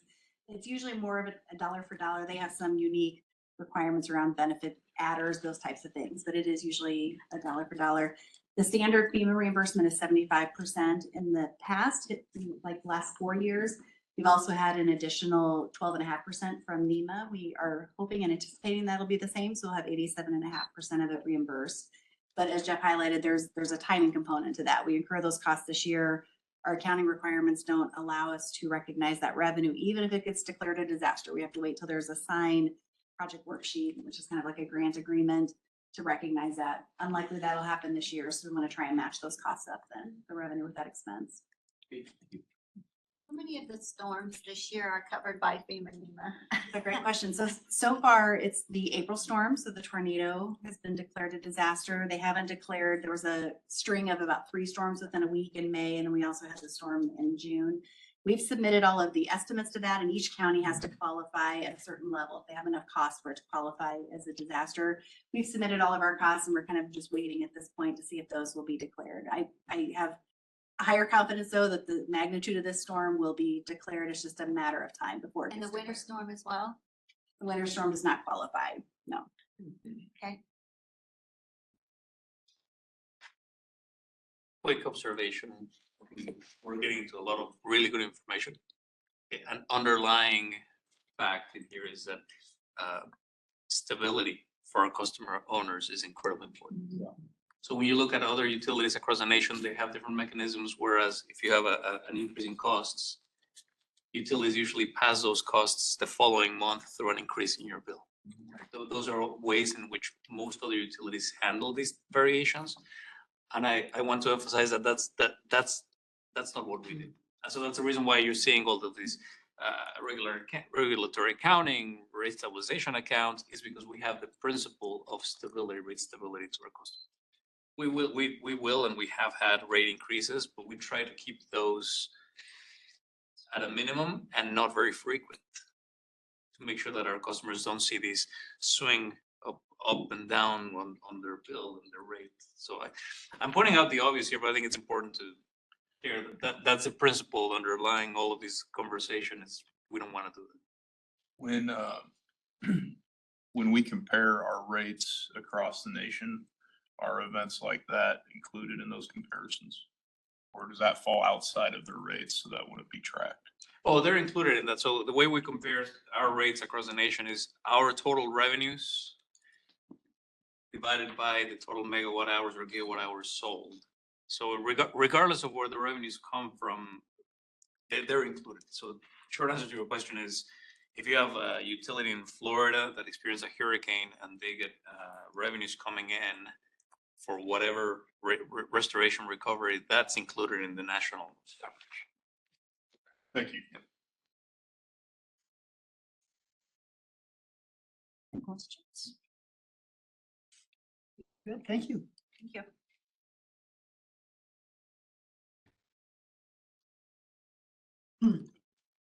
All right, up next, we've got a reviewed item, the second quarter retirement fund report. John Berger will be walking us through the results.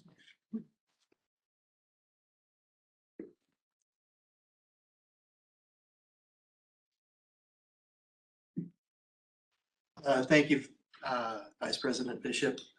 In our report out on the second quarter report, this is a preliminary report because we don't have yet the private credit managers quarterly information. We won't know that until September. And so this is the preliminary data, and we're actually going to be speaking with Siegel Marco and about half of our investment managers here in a couple of weeks' time when we go through this in a more formal process. So as a preliminary review, we ended up the quarter at about 1.23 billion, which is about the same amount we started the quarter. Obviously, we paid out almost 28 million in benefit payments. So that included the gain that we had for the quarter. The quarter's gain was 0.2%, so it was a positive quarter. It didn't meet the index of 0.8%. Really, that was driven by we have a manager on watch, Wellington, mid-cap manager that has not been doing well and continued not to do well for this quarter. Their watch period ends September 30th, and so we'll have to make a decision about their status at that point. We also underperformed with our emerging market equity managers, and that really impacted, if you look at the domestic equity and international equity, that impacted those two returns. Other than that, the fixed income market, we did well compared to the index. Private real estate, we met the index, and private credit, we don't have that yet. But I expect it to be probably the highest returning sector for our retirement plan for the second quarter. So with that, on the next page, you can see all the returns from the various investment managers, but I did cover kind of the points where we had a deficit with our mid-cap equity, US equity manager, and our emerging markets managers. Those were the two underperforming parts of the marketplace. So with that, I'd be happy to answer any questions. John, I should know this, but I'm gonna admit I don't remember. When is the last time, or what is the next time that you're planning on doing an investment review for our portfolio? We do this Asset regularly. liability, that would probably be toward the end of 2025, Javier. And that would Asset either liabilities. confirm or modify the balance of our portfolio. Yeah, go through the asset allocation review and make sure that we're still following what we need to meet our benefit payments going forward. Thank you. John, do we have a current figure on what percent of being totally funded we are? It's just, We don't actually, in a couple of weeks' time, we'll have an update from Aon, and at that point, we'll get the updated funded ratio. Yeah. Any questions? I think I may stay up for the next item too, which I think is our bond issue, so. You're right.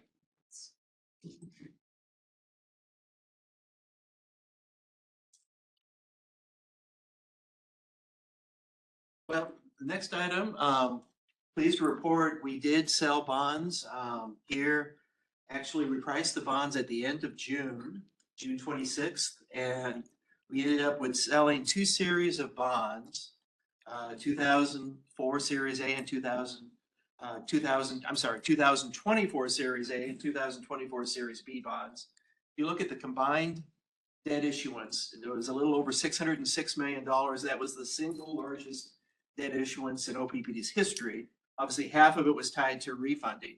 It wasn't all tied to new money, but going to the market for $606 million, that was a big transaction for the district. We successfully were able to sell the bonds, 2024 Series A bonds. We sold those. The amount was about $284 million.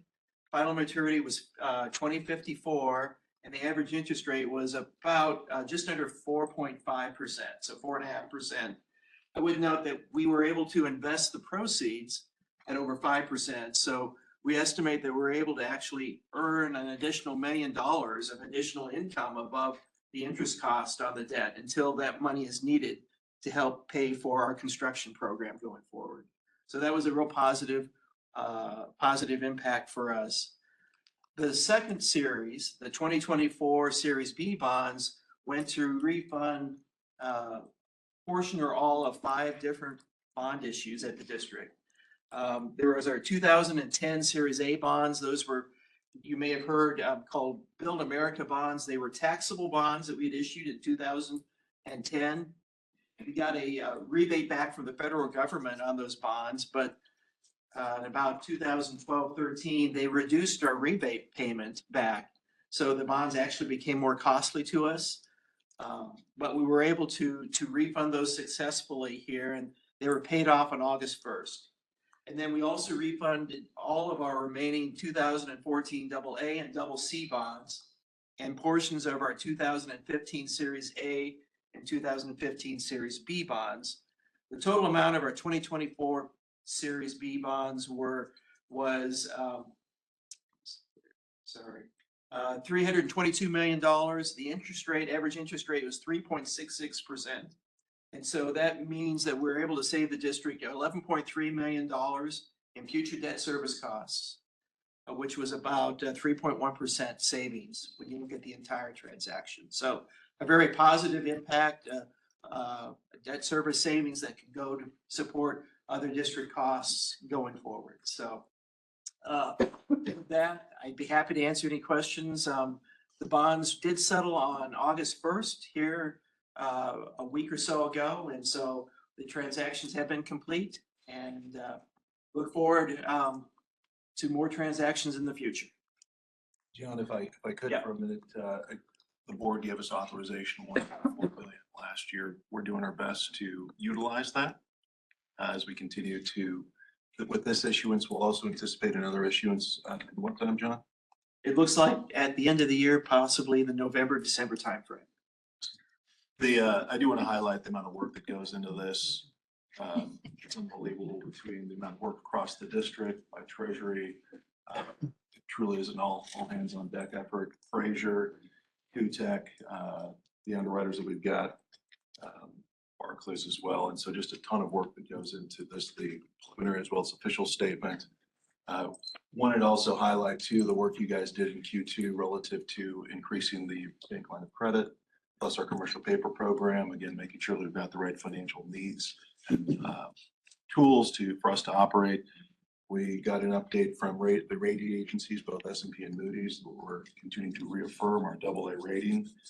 We can provide that information too if you're interested. It's nice to have a third party look at you and do an assessment besides just looking at yourself.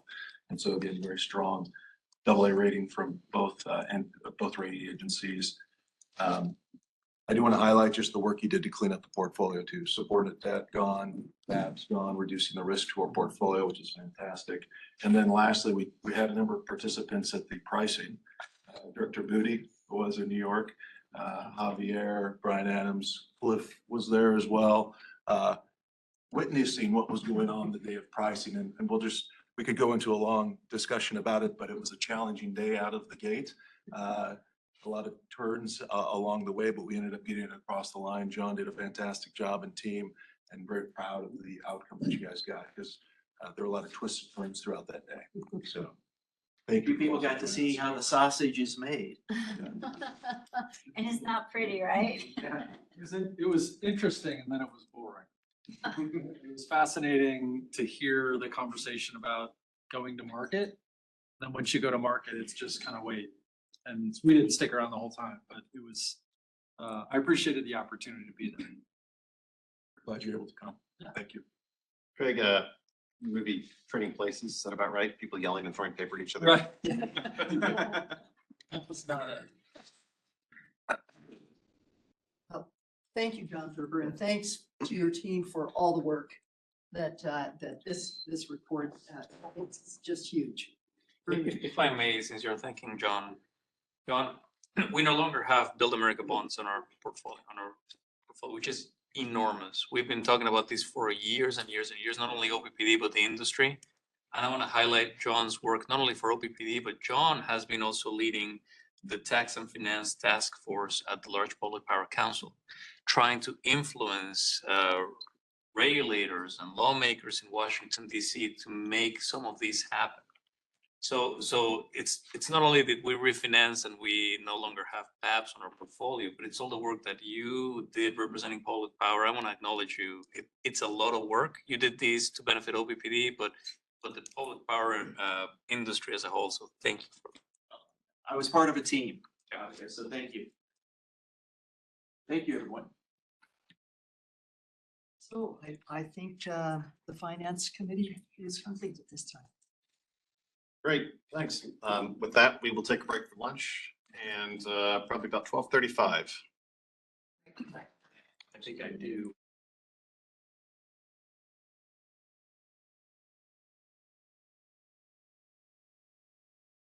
There we go. All right, welcome back, everyone. The next item on the agenda is the Customer and Public Engagement Committee. Director Howard. Director Williams, the Customer and Public Engagement Committee met on August 5th, and they covered many items. We've had a legislative and regulatory update, a development improvement update, a product and service update, and a CO2 power plant rule discussion, which is separated from the legislative update. Previously, it was inside of that. And so with that, I will hand it over to Lisa Olson for a legislative and regulatory update. Thank you so much. Thank you. Good afternoon. Well, it is day 11 of a special session that was called on July 25th. It is an intense time right now because, as we know, they're trying to find a solution for property tax relief. So a lot of negotiating is going on right now. With that being said, Seth is in Lincoln.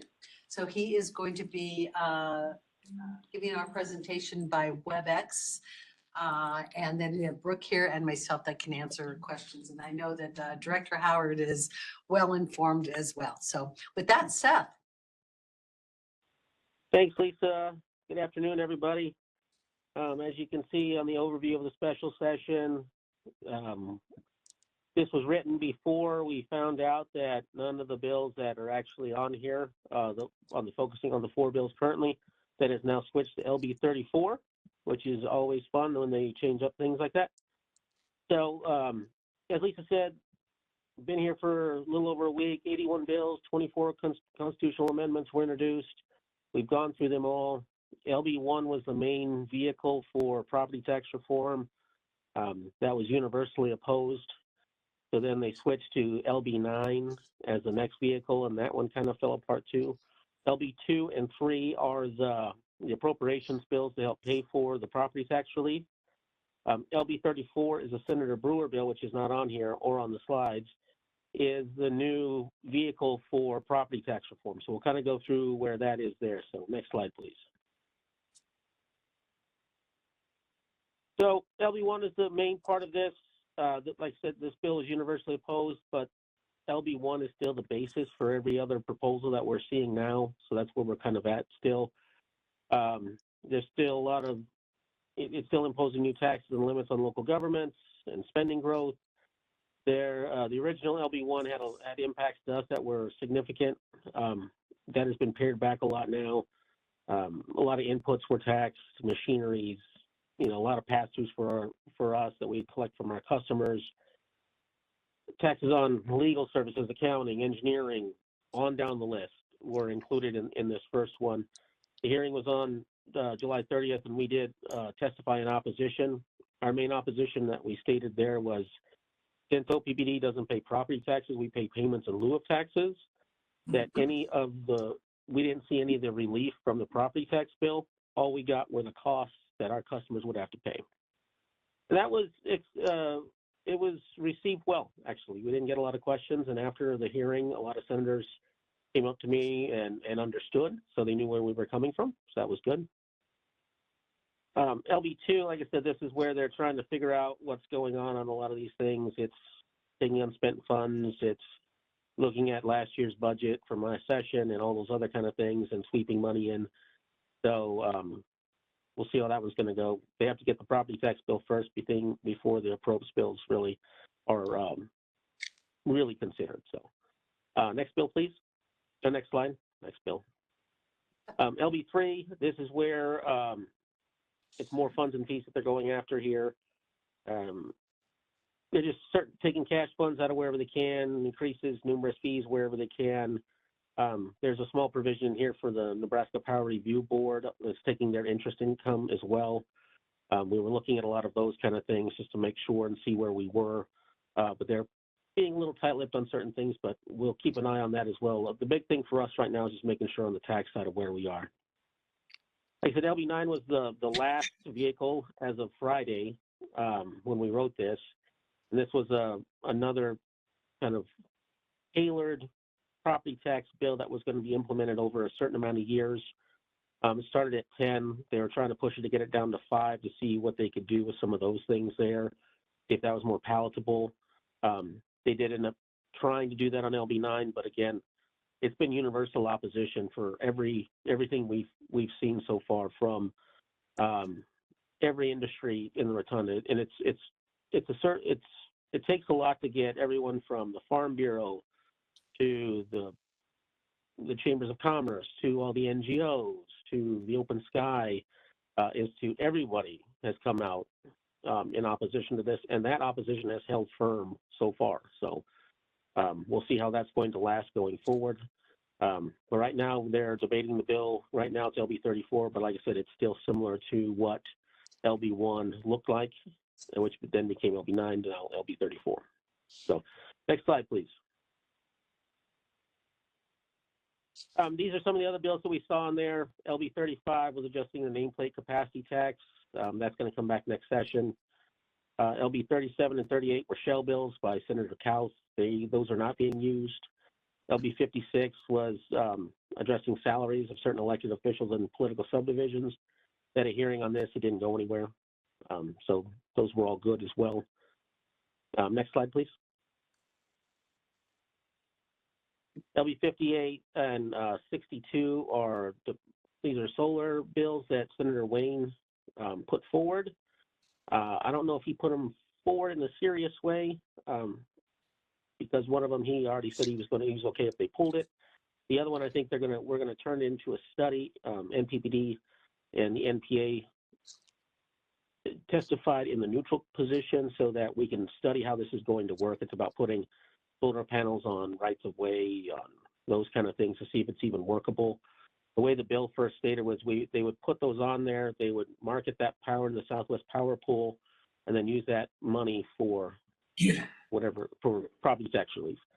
Nobody knew how that was going to work, who was going to do it, or any of that kind of stuff. It was too early. So getting a study on that, everyone thought would be better to do. But since Senator Wayne is term limited at the end of this year, we'll see if that goes forward. Like I said, we just have to see. Next bill, please. These are the next steps. Still doing a lot of senator and stakeholder meetings, coalition industry conversations, and strategy focus continues down in the rotunda. We're meeting on a daily basis with everybody in the room. It's actually it's a sight to see. We never get that well organized before. We're walking the floor right now. They're coming back in 13 minutes, so I'm going to be jumping to that as well. And then how we're going to communicate with you guys here. Some of the things I wanted to let you guys know that are in and out of the bill now. So legal, accounting, engineering, all those big ticket items for us got out. All the construction costs were out. Most of the motor repair stuff was out. Net metering is out as well. They took that out of the bill. They have included exempting out the sales tax for electric on residential. So that's a 5.5% reduction on bills for residential customers. So I think they kind of heard loud and clear, and we said, look, this impacts our customers, and it doesn't give us any relief. So that was included there. It was universal support for that too, which was good. We'll see if that still stays in the bill because it does make the pay for bigger by having that in there. But as of right now, it's still in the bill. A lot of the big ticket items, like I said, have been taken out of there. We still have the leases for our pole attachments on our small cell stuff. That's still in there. The seabed issue is still in there, but we're not really sure if anyone uses seabed anymore for those kind of things. And then like public relations, lobbying services, marketing services, real estate services, all that stuff is still in there, which we all use. We'll have to see what that cost will be. But like I said, for most of the stuff for public power, the bigger ticket items have been taken out except for the leases of for pole attachments and those kind of things. And we'll see how all that's going to go. But that is where we are right now, and that's the only thing really happening down here. It's not too much. Oh. Any questions? Questions do you have for Seth? Seth, how long can they go in this special session? Can they go indefinitely? Yeah, they can go until they really call it. I mean, that's the thing. I don't think they will. Right now, the push is to get everything done by Thursday. But then they can pause it there and then wait a couple weeks and come back to reconvene. The other thing is they can just end this one, sine die, and then the governor can call another one. They have a lot of options of how they want to handle this. It just depends on what they want to do.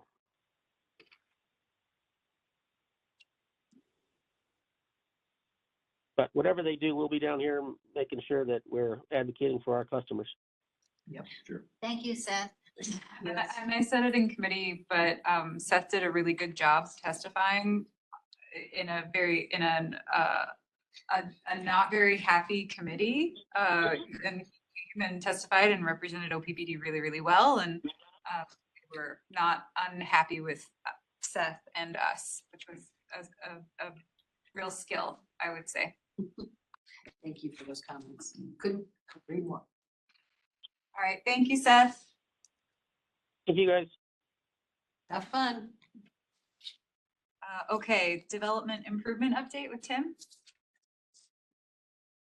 Thank you, Chair Howard. As I invite Wendell forward, I will just remind the board and the public that this is a topic you've heard us talk about a few times and has been worked on for many, many months. And that is working with our builder and developer community to improve the processes through which we provide electrical service to them and to minimize the cost that eventually goes into new residential and commercial development. And we thought an update was warranted because the long efforts of the team are paying off, and we're starting to make some real traction, as evidenced by comments in the builder developer community, demonstrable progress, and approaching some key decision and inflection points in how we do those developments. So, Wendell? You're the guy on TV.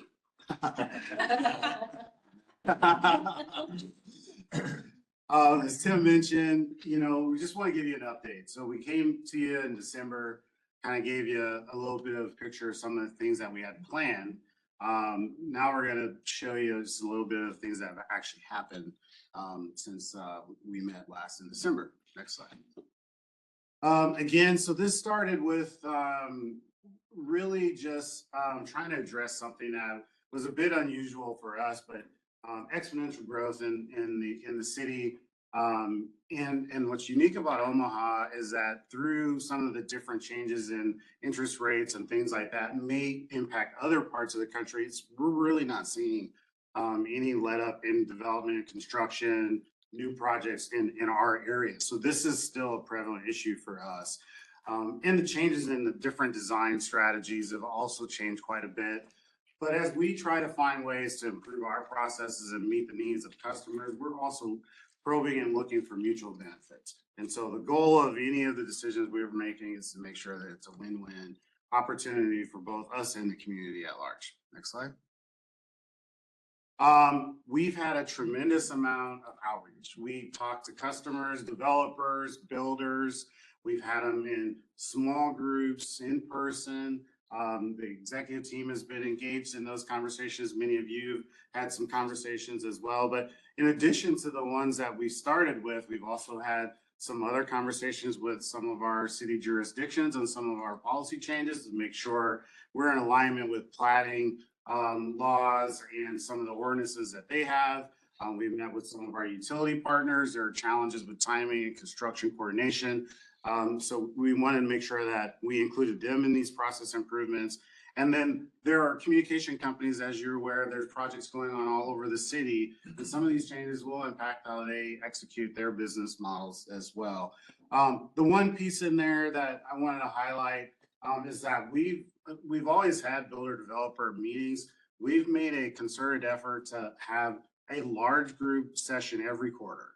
And so we have those typically at UNO, at the White Center. And we have had many conversations with them as a large group, a collective group, so they can share ideas, thoughts, experiences as well. So these are just some of the ways that we're communicating and engaging with this different customer group. Next slide. Some of the initiatives that we outlined for you are noted here. In the green are just some of the updates. We've provided a interactive cloud-based online tool using Smart Sheets where developers can upload their plat drawings, their applications. They can provide real-time status updates on their project progress.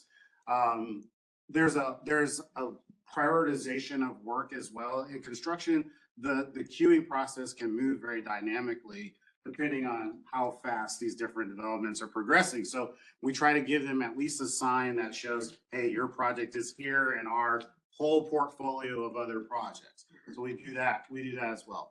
We separated a couple of really important meetings. So we used to have our pre-construction meeting, which would include a lot of design conversations and also construction conversations. We split those apart so that we can have design conversations separate and make sure that we've identified any conflicts or potential challenges with constructability. And then we have a separate meeting where we come in and we actually talk about, hey, we're getting ready to actually mobilize to your project. And now we want to make sure your site is ready for us to move in. So that's another thing that's happened. Front lot services, there's been discussion about this for many, many years, but we are now primarily constructing in the front of lots instead of the back of lots. That's a mutual benefit to OPPD in that we can move faster, safer, we can get things constructed in a way that's consistent with other projects that we have for commercial and apartments. But it also helps us in reliability. It gets us out of the backyards. It gets us out of the staycation projects that customers are building, all the decks and the pools and those types of things. So that's a win-win for both of us. The supply chain control tower, we've talked about that for many years. We're continuing to utilize that. We hope to transition away from a control process, but some of the lessons learned are still beneficial. So we want to carry those forward. And then, of course, we've had our investments in engineering and construction resources from Troy's team and our ducted primary service pilot, which is essentially our new modern design coming forward here in the next year. You can see some of that kind of in the picture of the lower right and then the pictogram up in the top corner, where the developer is going to have a lot more control over pace of construction because they are going to get to install the conduit during their normal construction processes. And what that enables for us is it enables faster service installation because it minimizes all of our trenching effort and the conflicts that you run into with coordination with other utilities. So we'll be primarily pulling cable at a faster pace and then installing transformers and pedestals along the way. Next slide. So some of the benefits that we've seen on our ducted primary service, you're going to hear a lot more about this over the next several months and into 2025. We actually found that we have a lot of labor and process improvement advantages in this design, and our bid processing has shown that the actual cost to developers is going to be lower than our current cost of doing plowing and treating that we do today. You're going to see developers are going to have an opportunity to save $200 to $300 per lot. An additional potential benefit is that they can offer up joint trenching and leases to communication companies, and we haven't even added those to our bid estimates. We partnered with TD Squared on our most recent projects, and so at our last builder developer meeting, TD Squared actually presented these big costs so they could see that we aren't just making it up here at OPPD. These are actual real dollars, real projects managed by the engineering companies that all of these developers work with, which is a huge advantage for them from a cost savings perspective and for pace of construction, minimizes their holding costs, minimizes their construction fee costs. And I think it's going to be a great opportunity to transition to this modern side. On the OPPD side, we have a bunch of projects that have come in here just over the last several months. We still will do some direct trenching and direct cable installations just here in the next year. We have about 35 active projects that have different timing elements to it. And most of that work gets done in the winter. In this ducted service installation, we'll still be able to do winter construction, but it's more cable pulling. It's less trenching and tamping and all those other challenges that we have today. So we're looking forward to moving to this opportunity. You'll continue to hear updates on this as we transition out of our current building process into this new future design. So what does that transition period look like? Again, I mentioned we have projects currently in the queue. We continue to work and manage through those different projects. Our application deadline for the previous design philosophy is October 1st. Anything coming in after October 1st will be ducted primary front lot. And then we will continue to work through our construction queue through 2025 with the anticipated transition to our future ducted primary future state by 2026. I think that's the last slide I have, so I'll open it up for any questions you have for me on this update. Questions for Linda? So, yeah, so we have developers in Ashland and Blair and all other places. You're focusing primarily on the Omaha Builders Association and the metro area. Do you do any outreach with the developers out in the rural community? Yeah, so many of the developers work in various areas within the service territory. So they're not just Omaha-based developers. They develop on all parts of the service territory. So we invite them to all of our engagement meetings. Now, there are some times where we will continue to do direct berry designs and custom designs, particularly on like larger estates, acreages and things like that. They require different levels of service. This is really focusing on subdivisions, URDs, those types of things, and these are really focused more in the metropolitan area. But they are engaged. We are still talking with all those different developers. And they work both here in Omaha and they work in Lincoln too. So a lot of these challenges that we have here, they have similar challenges when they're working in Lincoln.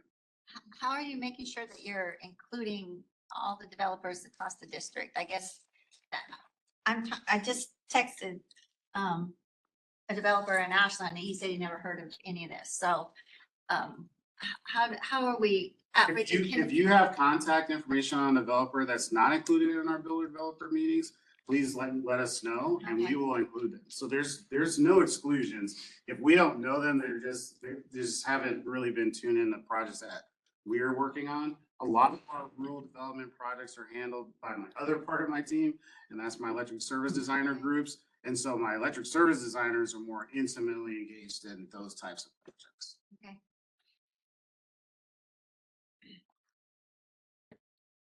Well, I just want to make a comment. I think it was maybe 2 months ago where we had 2 meetings ago, a distressed developer come and say things need to happen. And this has been in the works for a while, but I think you're gladdening a lot of hearts. They're wiping their brow and saying, well, we can work with this. This will work. So congrats to your team. Thank you very much. It's been a lot. I would like to highlight not only the work that Wendell and his team have done, but the collaboration. There's a tremendous amount of collaboration with MUD, as they are also going in and doing gas and water, and so the coordination that is happening now, improvements on how we can better coordinate and maybe go in tandem as we're working together. I think that's huge, and I think it's a testament to both organizations wanting to work together for our customer owners. Do we have work toward policies or processes for all electric developments that are separate from other developments? Again, I think I've asked about this in the past, but that is a kind of fundamentally different process. It involves some potentially different things and possible streamlining. Is there a different workflow for people who want to look into something that would be new and different and maybe challenging because it's different, but also might have some significant advantages for either an entire residential neighborhood or a multifamily building? We do have a few of those projects in our work queue. So in those cases, you don't have gas as part of the process. So those projects are a little bit more accelerated. We capture that in our cloud-based tool. So we will know that once water is in and roads are there, their project will go straight into electrical infrastructure. So we do have some projects like that. Okay, yeah, and I've been to a couple places recently, I think I've mentioned this, that are all electric, or in some of the multifamily things, top 4 floors, maybe first floor has a little bit of gas on it, but it just seems like that is happening in more places, not specifically because of accelerated financial incentives from us or anything like that, but the developers are choosing it. A couple of them have said, cost of black pipe for gas just makes me not want to put gas in. And so, you know, if things are changing in the market, that we should expect additional all electric projects coming toward us. You know, how can we facilitate that and make that as beneficial as possible? I'm glad to hear that we have identified a separate workflow essentially for projects that are going to skip one of the, let's say, 6 steps, jump immediately to needing our services installed. Yeah, so there are a couple of builders, not many, there are a couple that are doing 0 lot line projects where they actually sell the unit as a property to one owner, but they may have 6 adjoining walls. So 6 different owners on that one building project. And so we're working with those developers too. You see that more common in the more densely populated areas of a metropolitan city. But we're starting to see those actually in our suburban sprawl districts as well. Gretna, Elkhorn, West Millard, those are starting to show up too. Great, thanks. Questions? Hearing none, thank you, Wendell. Thank you. We'll move on to the products and services update. Tim. Chair Howard, as we transition and I invite Kyle forward, I just want to add my thanks to Wendell and his entire team. This project and this progress has required a tremendous amount of tenacity and navigating a lot of varied interests, right? There are a lot of stakeholders in that space that have similarly aligned, but also unique interests. And what Wendell and the team had to do is also balance our interests, specifically around our ability to live with that arrangement, live with that process and that infrastructure for the next 30 or 40 years and be able to restore it in major storms, et cetera. It's been difficult at times, challenging at times, but they've done a nice job of navigating that, and I wanted to thank them. For this next update, we wanted to talk a little bit about, around quarterly, we try to do a product and service update. This time we want to focus on a way that we are a little more holistically working to align our products and service approach and actually our entire CSBU approach around one of our enterprise priorities, which is resource adequacy, and specifically, how do we engage customers more deeply in this process of deferring and diminishing energy usage and creating more resource adequacy for us. So also, as I turn it over to Kyle, you, without knowing it, right, you're witnessing the dispelling of a myth among Kyle's peers. It's rumored that he never does presentations. You'll see that he does them quite well. So Kyle Hoyle, our manager of product development and operations. Thanks. All right. So go ahead and get started here. I'll provide a quick introduction to customer engagement and resource adequacy is what we're kind of dubbing as SARA. Talk through the goals and alignment. What are some key focus areas within SARA? And then how we're going to shift in customer service to support the overall enterprise priority of resource adequacy. Next slide. So what is SARA? Why are we doing it? And what are some expected business outcomes? At its core, SARA is ensuring that we're engaging customers in energy money saving programs to not only help customers save money and save energy, but also reduce the capacity requirements that OPPD needs to secure in the future. Customers' energy needs are also changing, and their involvement in energy is continuing to change as well as the technology around us evolves. Future regulation could also create competition for customer capacity resources in the future. So, as Tim alluded to, as we focus on resource adequacy as an organization, there's definitely a need to fully engage our customers in that journey. From a business outcomes perspective, one, we're expecting to reduce energy usage and demand for our customers. We're also, reducing the risk of losing capacity by offering competitive solutions so our customers partner with OPPD rather than a third party. And then lastly here, just an increase in customer satisfaction and engagement with all of our customer classes. So we want to make sure that all customers are able to participate in the solutions that we offer. The goal here is really to align customer needs with OPPD needs. And so across the top, you'll see things that customers want, and across the bottom are items that OPPD wants. And this alignment is really centered around 5 key principles, and those are growth, reduced expenses, reduced energy demand, and then operating more sustainably and reliably. For the sake of time, I'm not going to walk through all of these, but if we could walk away with maybe 2 things here, it is, starting in the middle there, we know that customers want to reduce their demand to ultimately save money. And as an organization at OPPD, we want to enable that behavior so we can ultimately have a more flexible grid. And then the last one here is, operating more reliably. So we know from recent storm events the impact of service interruptions to our lives. So we want to ensure that customers have reliable service when demand for electricity is at its highest. Next slide. So in this section, we're going to walk through how exactly we plan to improve resource adequacy through customer engagement. The first key focus area here is virtual power plants, commonly referred to as a VPP. VPP is, really an industry term, and it's not necessarily one specific thing. It's a collection of demand-side management and alternative energy programs that combine together to offset generation and support the grid. So a VPP is essentially comprised of, multiple devices that can be flexibly charged and dispatched at any given time to support grid needs. So on the right-hand side, you'll see is some devices that typically make up a VPP. We offer many of these things for our customers today, but as we continue to focus on this in the future, we'll be looking at, the potential to add new ones as the need and the financials make sense for both OPPD and the customer.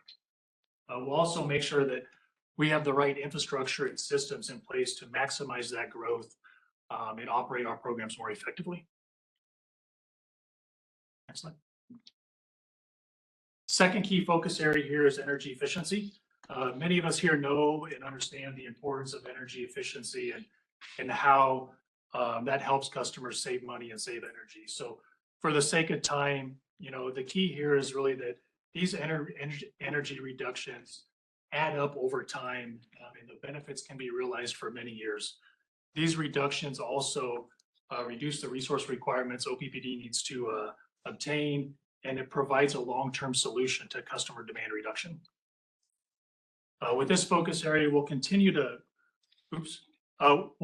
refine a lot of the programs that we have in place today and add new programs in the future to really ensure that we are encouraging high standards in our service territory when it comes to energy efficiency.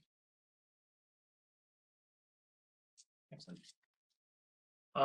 Last but not least here, the third focus area of Sarah is customer engagement and customer owned generation and storage. So this is really centered around two key components, and that's generation and storage owned by the customer.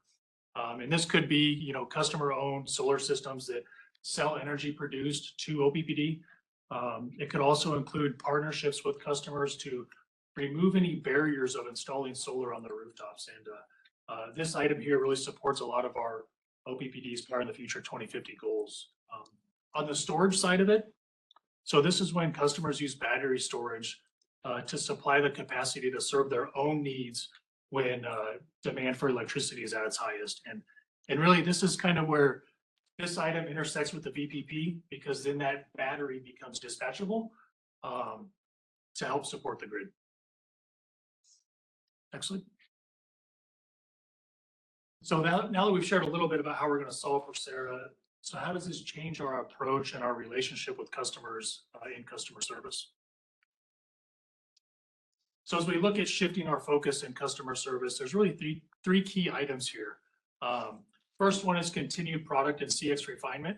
So for Sarah-related programs, we'll be looking at broadening our and looking into other markets and other customer segments to increase overall enrollment and adoption of our programs, and then pursuing application upgrades to not only set us up for the future, but to improve the overall customer experience capabilities. From a product development perspective, we'll be placing an increased emphasis on speed to market to make sure we are reacting to industry changes quickly, and also ensuring that the solutions that we do create meet the needs of all of our customers and not just maybe one or two customer segments. And then the last one here from a marketing and sales perspective, I'll touch on the Sarah marketing approach here in a couple of slides, but really the goal here is to drive deeper, broader program adoption and creating new relationships and expanding on existing relationships with many of our community partners. Excellent. So the content on this slide really feeds into the three themes from the previous slide. So the first part here is focused on our account executive team and how they plan to support Sarah adoption and the focus of customer service. So this team will heavily be focused on understanding what those broader customer goals are and how that intersects with the goals of Sarah. And then once that alignment is achieved, they'll work towards any applicable customer agreements and begin the execution of those. From a customer experience and operations standpoint, they'll be heavily focused on the customer journeys of each one of our programs and removing any applicable pain points and really diving into the moments that matter to ensure that there's a frictionless process for our customers. Excellent. So last slide here as we close out the presentation, wanted to hit on how we plan to adjust our marketing approach and engagement with customers around resource adequacy. So we'll continue to do a lot of the things that we're doing today from a marketing standpoint, but in addition, we'll take a more grassroots approach to really leverage boots on the ground and help promote our solutions by word of mouth, and really leveraging our nonprofits and various community partners to help promote those solutions for OPPD. So with that, that closes out the presentation, and I'll open it up for questions. I may, as folks formulate any questions, I may add just a blurb on this last slide. As we develop this plan, one of the things we acknowledged is our traditional ways of reaching customers with these sorts of opportunities, many of which we offer today, some of which will deepen the penetration of or will expand, but those traditional ways don't always reach customers, right? And sometimes they don't reach customers that might benefit the most in low and moderate income. So a lot of what this approach is geared toward is modifying our approach, especially with that customer segment, to more actively engage, to go engage in community partnerships, community discussions. We're exploring some things in tandem with Lisa's team right now to be even more present than we have been in the community, talking about these solutions and making sure we get the word out where we think the dollar impact will be greatest. So have you already piloted a virtual power plant? Is that something you've already piloted? Is that something we've already done, or is that something in the future? It is something that we're looking at for the future, but haven't piloted that yet.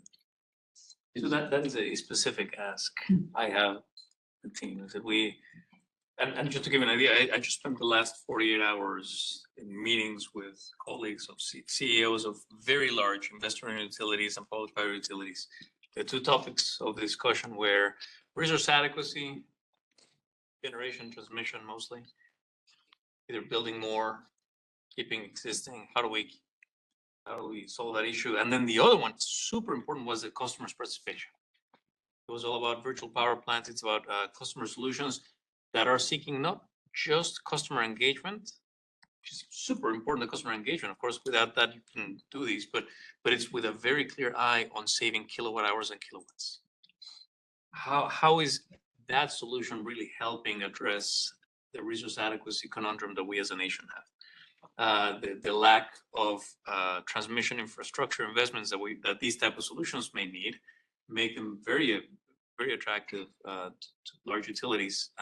I had a conversation with Tim McRavy a few months ago, and I said I need a virtual power plant model brought here to OPPD to figure out how do we lead in deploying this type of customer programs and services that help the customer in the individual and help the customer in the aggregate by helping save that. Director Mohoff, I might add to Javier's good points. The good news is on virtual power plants, we are not starting from zero.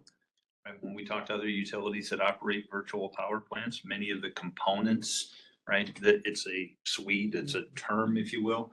Many of the components that are core to their offerings are things that we offer, like smart thermostat programs, cool smart programs, demand response, like our business curtailable programs. So we have a really good foundation now, and as you saw, as Kyle portrayed, there are many additional applications that over time, as they make sense from a system standpoint, and as they make sense from a financial standpoint, we can add into that virtual power plant portfolio.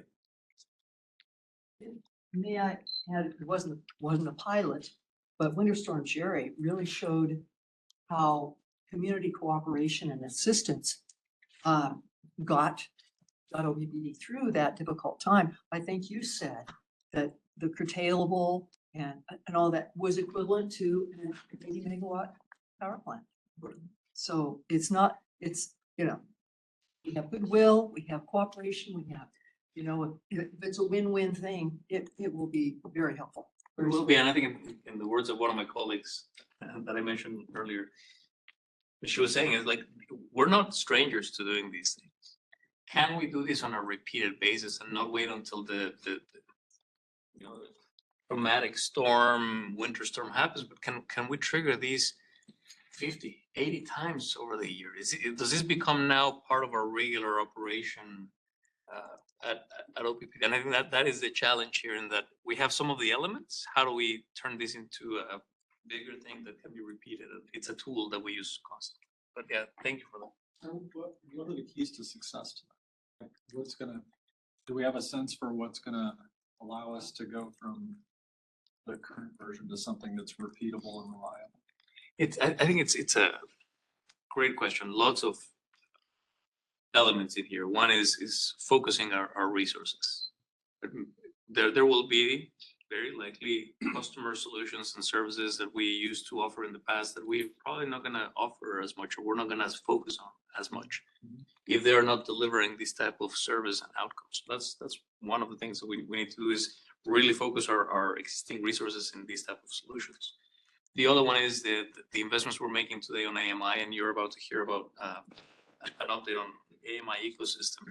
That will enable us significantly. It's not the biggest barrier, but it will certainly enable us to have a much better communication on deployment of tools once you have a modern grid.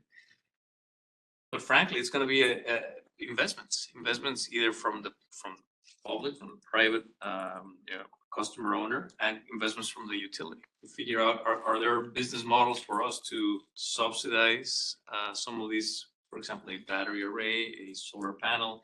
Are there private companies that could do that and work with us?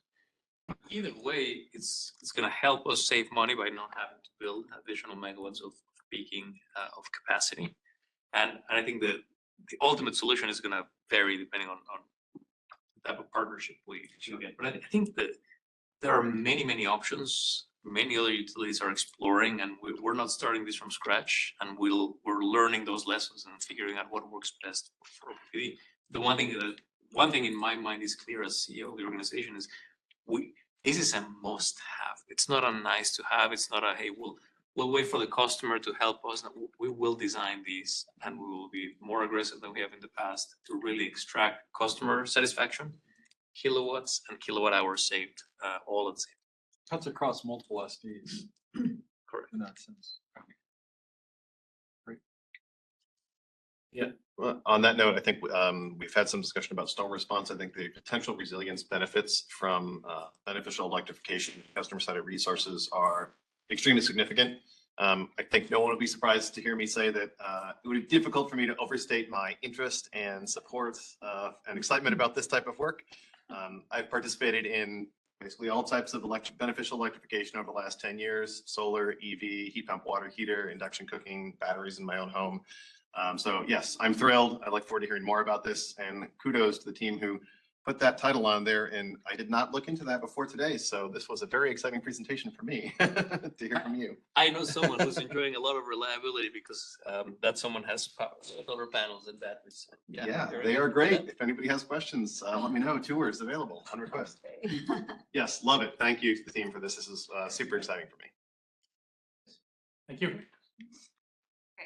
Hearing none, we'll move on to the CO2 power plant rule discussion. This is the EPA regs that came out. Exactly. Thank you, Director Howard. This will be a very brief 3-deck slides, everyone updated where we stand right now with the CO2 power plant rule. I'll just start with a short overview of what it is, CO2 power plant rule. So we started talking about to the board about a year ago, giving an update on its status. It provides new limits for coal and fuel oil fired energy generation units, as well as steam powered gas supported existing units, and also for new gas fired turbines. It was finalized in April the 25th, published in the Federal Register on 9th of May, and then became the law of the land in July 10th. There's a large, significant multi-state litigation going on right now involving about 25 odd states, including Nebraska and a number of other industry groups that are currently engaged with this, and there could be a stay or other legal change to this rule coming down the road shortly. The most substantial impact to OPPD is at Nebraska City. We would have a requirement under this rule to have 40% natural gas co-firing by January 1 of 2030 with the retirement of both units by January 1, 2039, or have carbon capture and sequestration at 90% capacity by January 1st, 2032. I'll move to the next slide, just talk about our response to date. Both my team and Systems Transformation have been reviewing the rules since publication. We meet on a bi-weekly basis to look at changes that are rolling down the pike with that particular requirement. We're currently evaluating compliance strategies and options. We're doing a lot of evaluation of both gas co-firing and carbon capture and sequestration feasibility, looking at the extensive work that has been done to date, and also actively pursuing funding for additional work that would be done in 2025. My team is developing possible input to the state implementation plan. As most people may not understand, it's actually the state plan is what we would actually have to comply with. It's about a 2-year process. There are a number of tools within the Clean Air Act, like emissions averaging, even a trading mechanism we could leverage that we're looking at as potential strategies, and then engaging with industry groups to stay informed of developments on this initiative. As I mentioned, there's extensive litigation going on with this right now, and I just want to go over the timeline, give people for a flavor of that impact. As you know, the publication litigation began almost immediately. A stay was requested in July from the DC Circuit Court. It was denied. Emergency request for emergency stay was filed with the US Supreme Court. Expedited briefing schedule was also established as part of this initial flurry of activity. There's expected to be a decision from the Supreme Court regarding the emergency stay, likely in early September.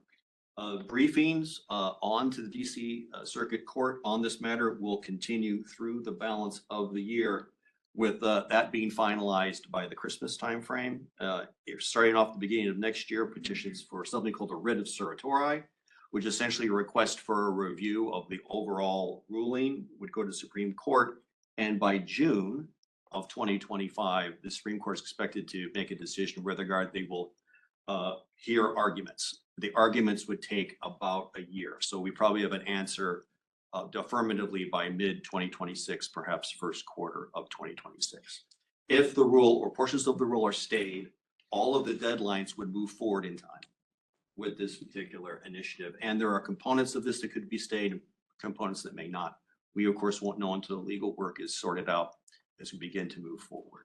When you say forward in time, they will be delayed. They will be delayed, yes. So the 1 January keeps moving day to day. I hear forward, I think of closer in, but they're further out. Thank you. Yeah, it keeps pushed more into the future for this project. We continue to actively engage. Of course, the specific regulatory requirements, if something is stayed, my team would stand down from the standpoint of working on the specific rule requirements, because we can't act on that unless we know what the final rule is. Continuous activity towards improving carbon performance will continue regardless. And that includes looking at new technology on a grand scale, partnering with systems transformation, as well as the things we'd like to do within the organization to improve our carbon performance and efficiency. And that's it, subject to your questions.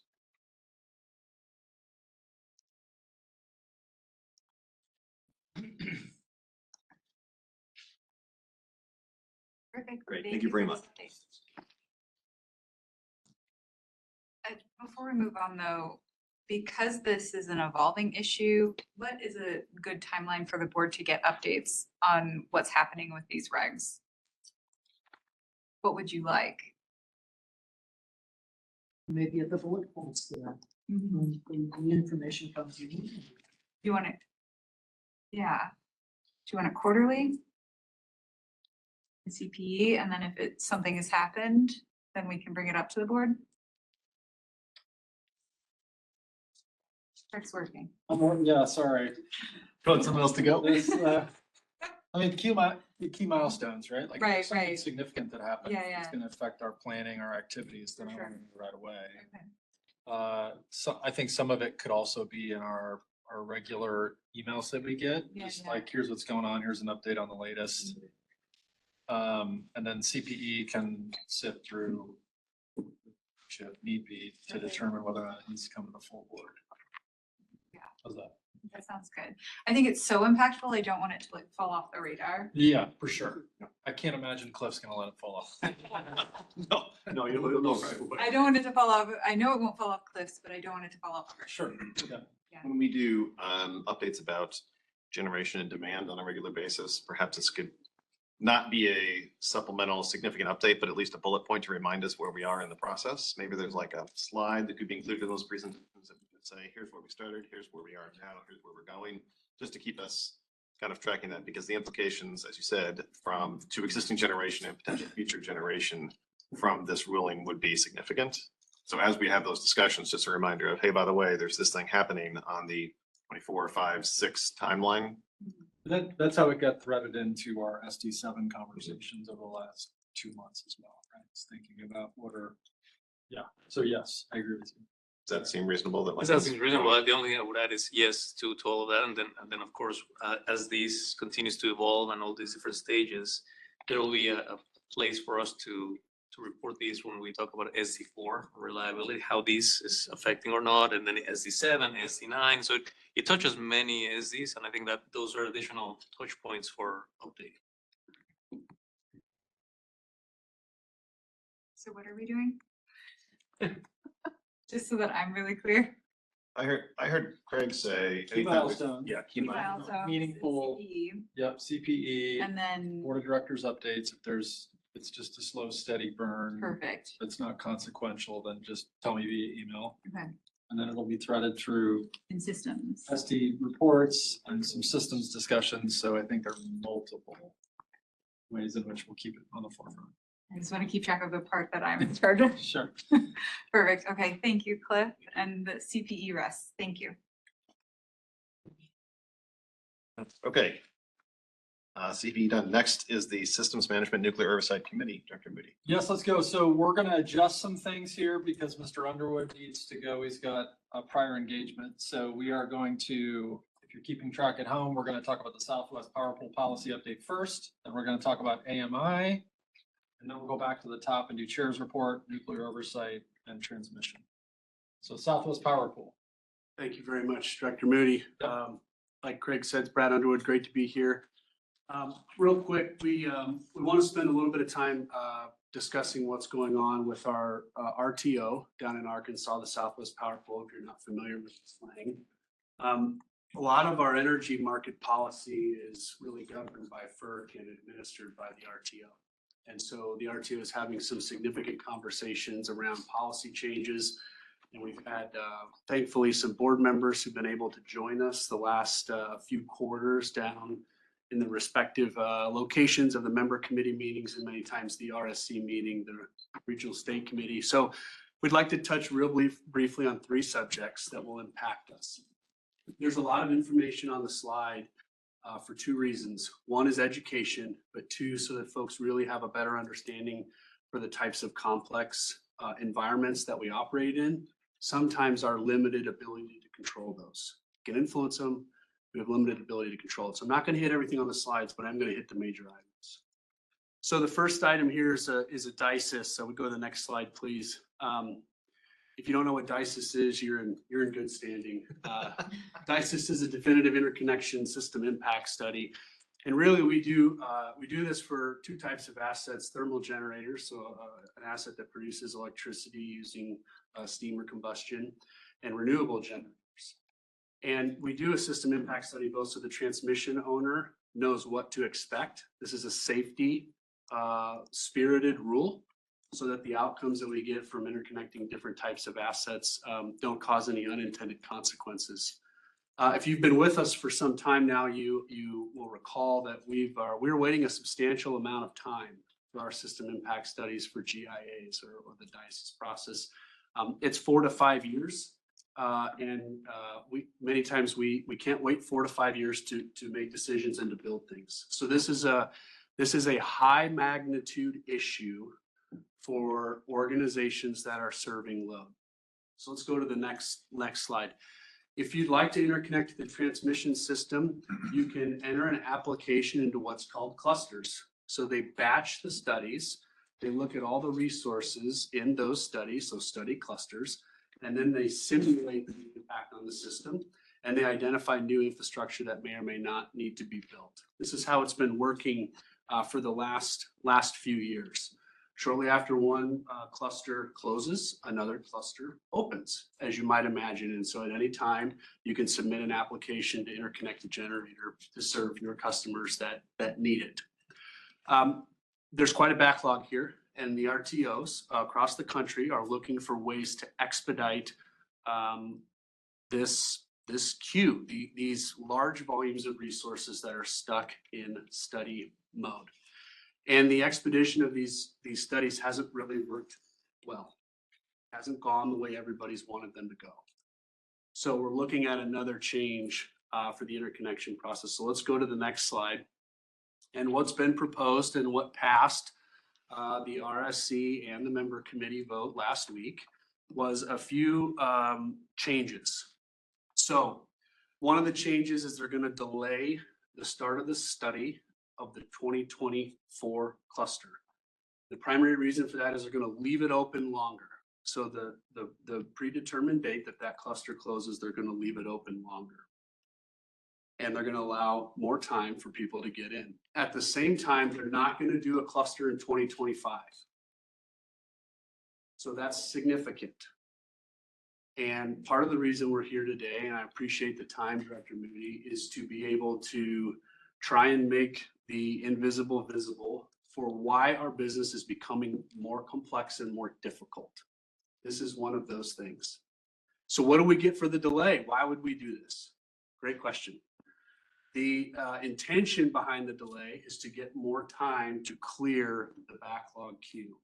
The assets that are in the queue are generating an enormous amount of transmission infrastructure. And the consensus is that that's not reasonable, nor is it likely to occur. So that's the logic for delay. So we're going to leave the queue open, 2024 queue, no later than March 1st, 2025.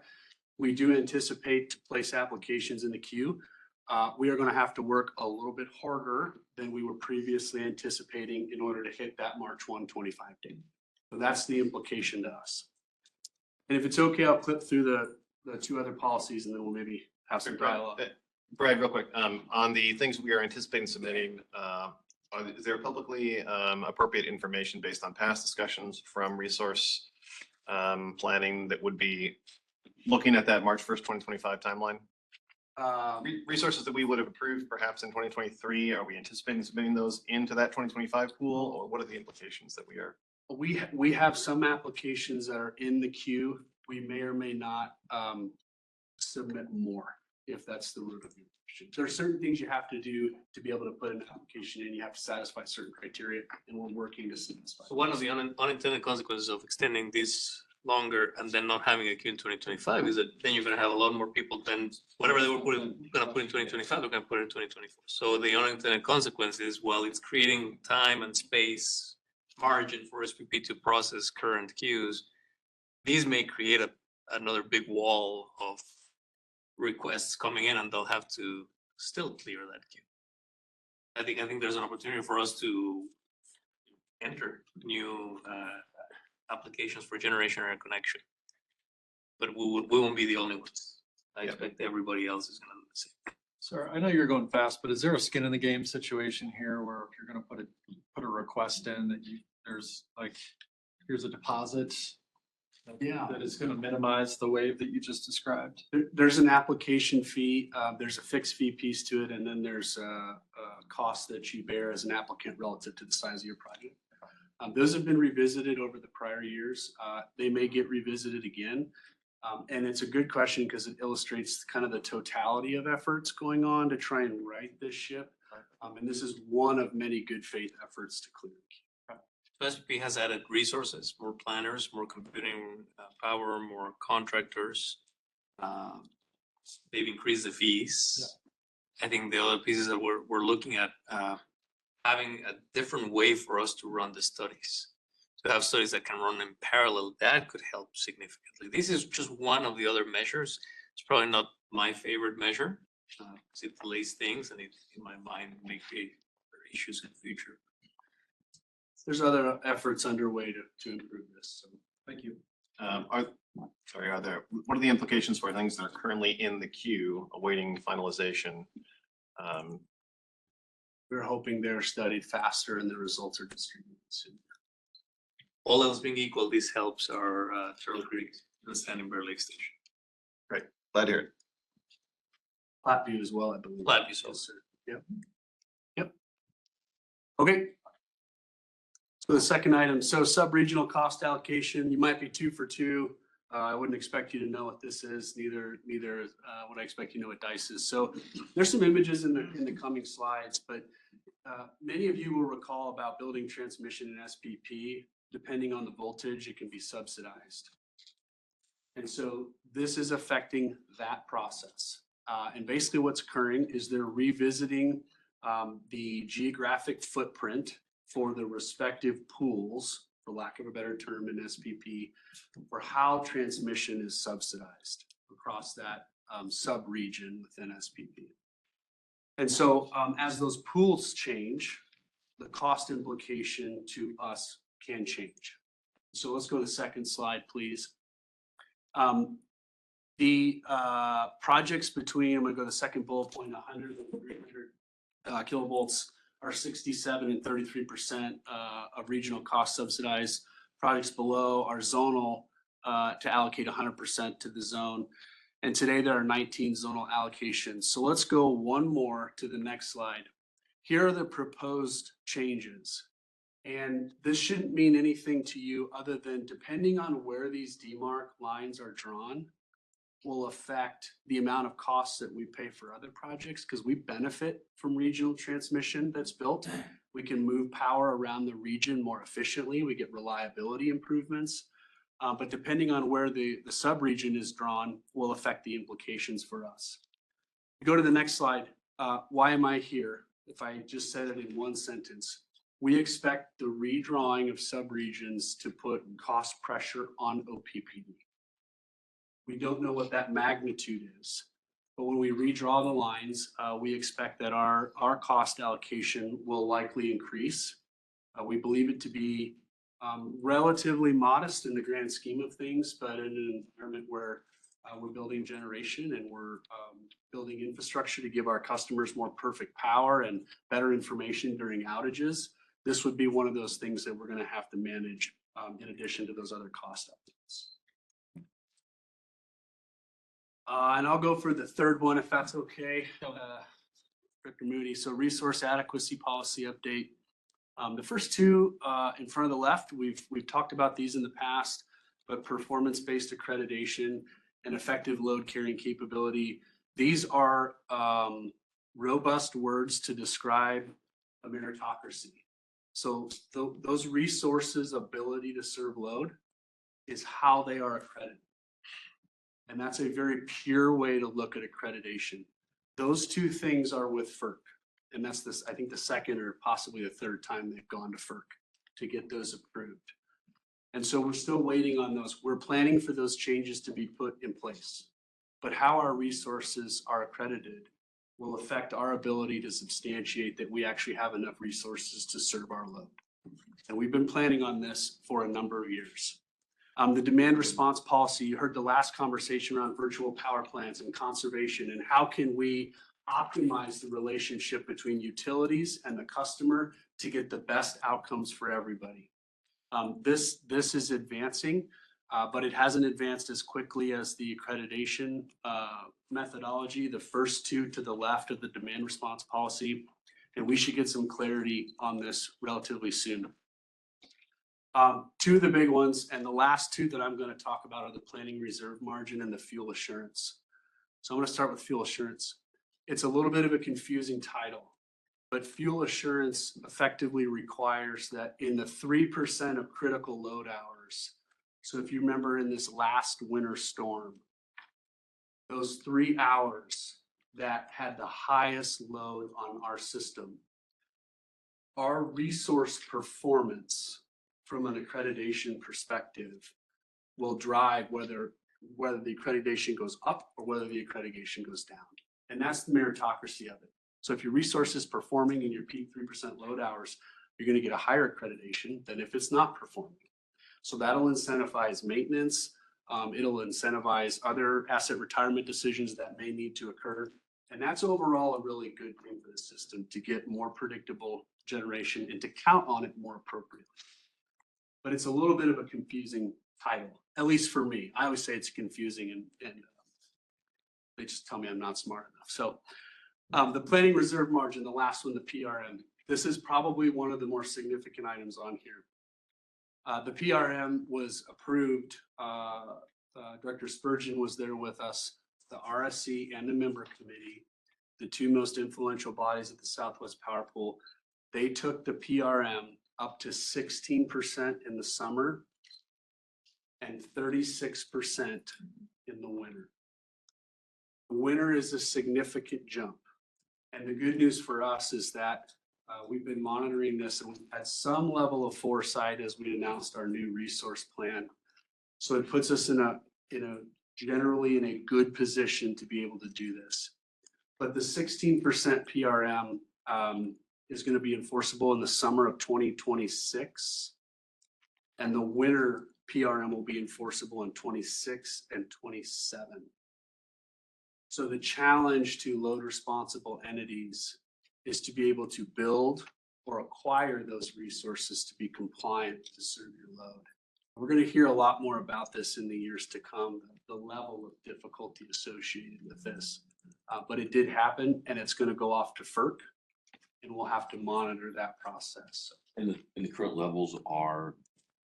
I always miss on this question. The current levels are 15% in the summer and they just passed a 15% in the winter. I think it's important here to note, going from 15 to 16% is a big change in the summer when it's not easy necessarily, but we can definitely work towards that. The one that's very significant is not only because of the number, the numerical change from 15% to 36% in the winter, but it's the type of generation that can be accredited in the winter. Just a reminder, solar generation has zero accreditation in the winter because usually the peak happens when it's dark outside. So it puts things a little bit in a different lens on how are we looking at energy storage resources, demand side management, and also our thermal units, the performance-based accreditation of our thermal units to ensure that we have resource adequacy in the winter and those very cold winter mornings when the sun's not out. It's gonna be, I fully expect this to be challenged at FERC and it'll be healthy debate and discussion. But I think what this signals to me is that the concern from the RTO on the winter peak is serious. Right? It was not just a little increase. It's really putting a stake in the ground to say we must do something to ensure reliability in the winter. If I could briefly, two individuals worthy of recognition. One is Joe Lang in the back. Joe serves on the member committee. Joe was with Director Spurgeon and Robin and myself last week when the votes occurred. And so we appreciate Joe's service in representing OPPD in that space. And right behind him is Colton Kennedy. And Mary, if you recall, you heard Colton's name a number of times. And Colton's given a great bit of service to this work over the last few years and played a very critical role. And so you see the OPPD presence in and thus in the region. And I think those two are worth recognition. Brad, I want to come back to something you said really quickly on the PRM. The rise in both of those two things are not things that we didn't foresee. So in other words, when we were going through near-term generation planning a year ago, all these increases were sort of baked into the solution. Is that right? Yes, sir. They were forecasted, even though we didn't have the exact calibration, but we were expecting it. So comments are correct. It doesn't change anything that we did. The strategy that we've identified and are moving forward with is not principally. Yes, sir. Yep. Okay. Sorry. Well, I was just going to comment. 36% is high, but the other, pardon me, the other recommendation, which came from working group, was 33%. So there's acknowledgement across the board that margin has to be increased. It's it's just another 3% really putting a lot of pressure. The debate is between 33 or 36, but 10%. still It's plenty. huge. It's huge. I really appreciate that comment because we're definitely in a monitor position to see if this will even continue to increase, which it is possible that that could occur. You mentioned FERC. You said it will go to FERC. I think you said it will be challenged at FERC. Do we have any anticipation of, do we expect this to be held up at FERC? And then also, do we have a timeline on when there will be a final decision? Sometimes the RTO will ask for a response from FERC that FERC is not necessarily obligated to comply with. The good news is this is one of the primary issues that utilities have. So the expectation is that FERC would be probably as timely as we could expect them to be, given the complexity. I think Javier's comment on intervention filings, depending on your business affiliation or the type of interest you have, that's where the interventions come from. Is this good for me? Is this bad for me? And that's how people would normally engage in that, as I think you know, Director Williams. I think just from a reliability perspective, I know it's controversial and there's no easy option, but to me, this is good for the system. There are things that will be debated and discussed and nuances that need to change. I think this is really acknowledging that resource adequacy deficit that we've been talking about for a long time. And, you know, we've been living it. I have been living it. I know our operations desk has been living it every summer and every winter for the past 2 to 3 years. We get very close to, you know, conservative operations and resource advisories. We have been in energy emergency alert. So that hasn't changed. Load continues to grow. We're trying to build as fast as we can, but we are not building as fast as load is growing. So I think this to me is really addressing that challenge and saying, okay, we really need to get going and build if we were to meet that our obligation to serve them. I kind of quietly have this outlook. If everybody in the footprint did what OPPD is doing, I would feel very good. And this really levels that playing field from an expectation. And I think to your comment on the best system outcomes, that's a very good thing. Okay. Are you good on SPP? Yes, sir. Before we leave, let Brad, because I know he's gonna have to leave here at some point. He won't brag about these. He bragged about his team, but I will brag about him. He was asked to speak at a conference. He's leaving momentarily to go speak at a conference for NERC, for the North American Electric Reliability Corporation and their members representative committee, to speak about the increasing load and serving resource adequacy challenges and the work that we have been recognized nationally that we are leading the way in many ways, and that's what Brad is going to do. So just to share again more expertise. Thankful for you to do that. My pleasure. Thanks for a hall pass from the part of the meeting. Sit up straight and don't talk with your foot in your mouth. Duly noted. You as well, man. Thank you. Thank you. I'm Okay. happy to introduce our next item. Yeah, I was gonna say, so let's go to AMI. I'm a nervous traveler, so I'm gonna split out of here. So we have David Wizenance here for advanced metering infrastructure. So David, if you want to come on up, please feel free to do that. If you haven't seen David within the context of AMI, there may be a good reason for that. So our large technology projects, consistent with industry standard, is they have a business owner. That's Aaron Smith. And they also have a technical owner. And the business owner and the technical owner are really the hinge by which successful IT projects are delivered, or OT projects are delivered. And so we're thrilled to have David here. David leads our Technology. Thank you. I know what he does. I can't remember the names. Our digital transformation office. And so Dave, thanks for speaking for this today. So. Vice President Underwood, appreciate it. Good to meet you all. Good to be here with you this afternoon. All right, we'll jump right on into our agenda since we've got time sensitivity. So we're going to cover a couple things. We're going to start off with a meter farm update and jump into some highlights about how the project and programs have progressed since the last update. Our project spotlight for today is GIS, so we'll share a little bit about what that looks like and what we're looking forward to on that particular application.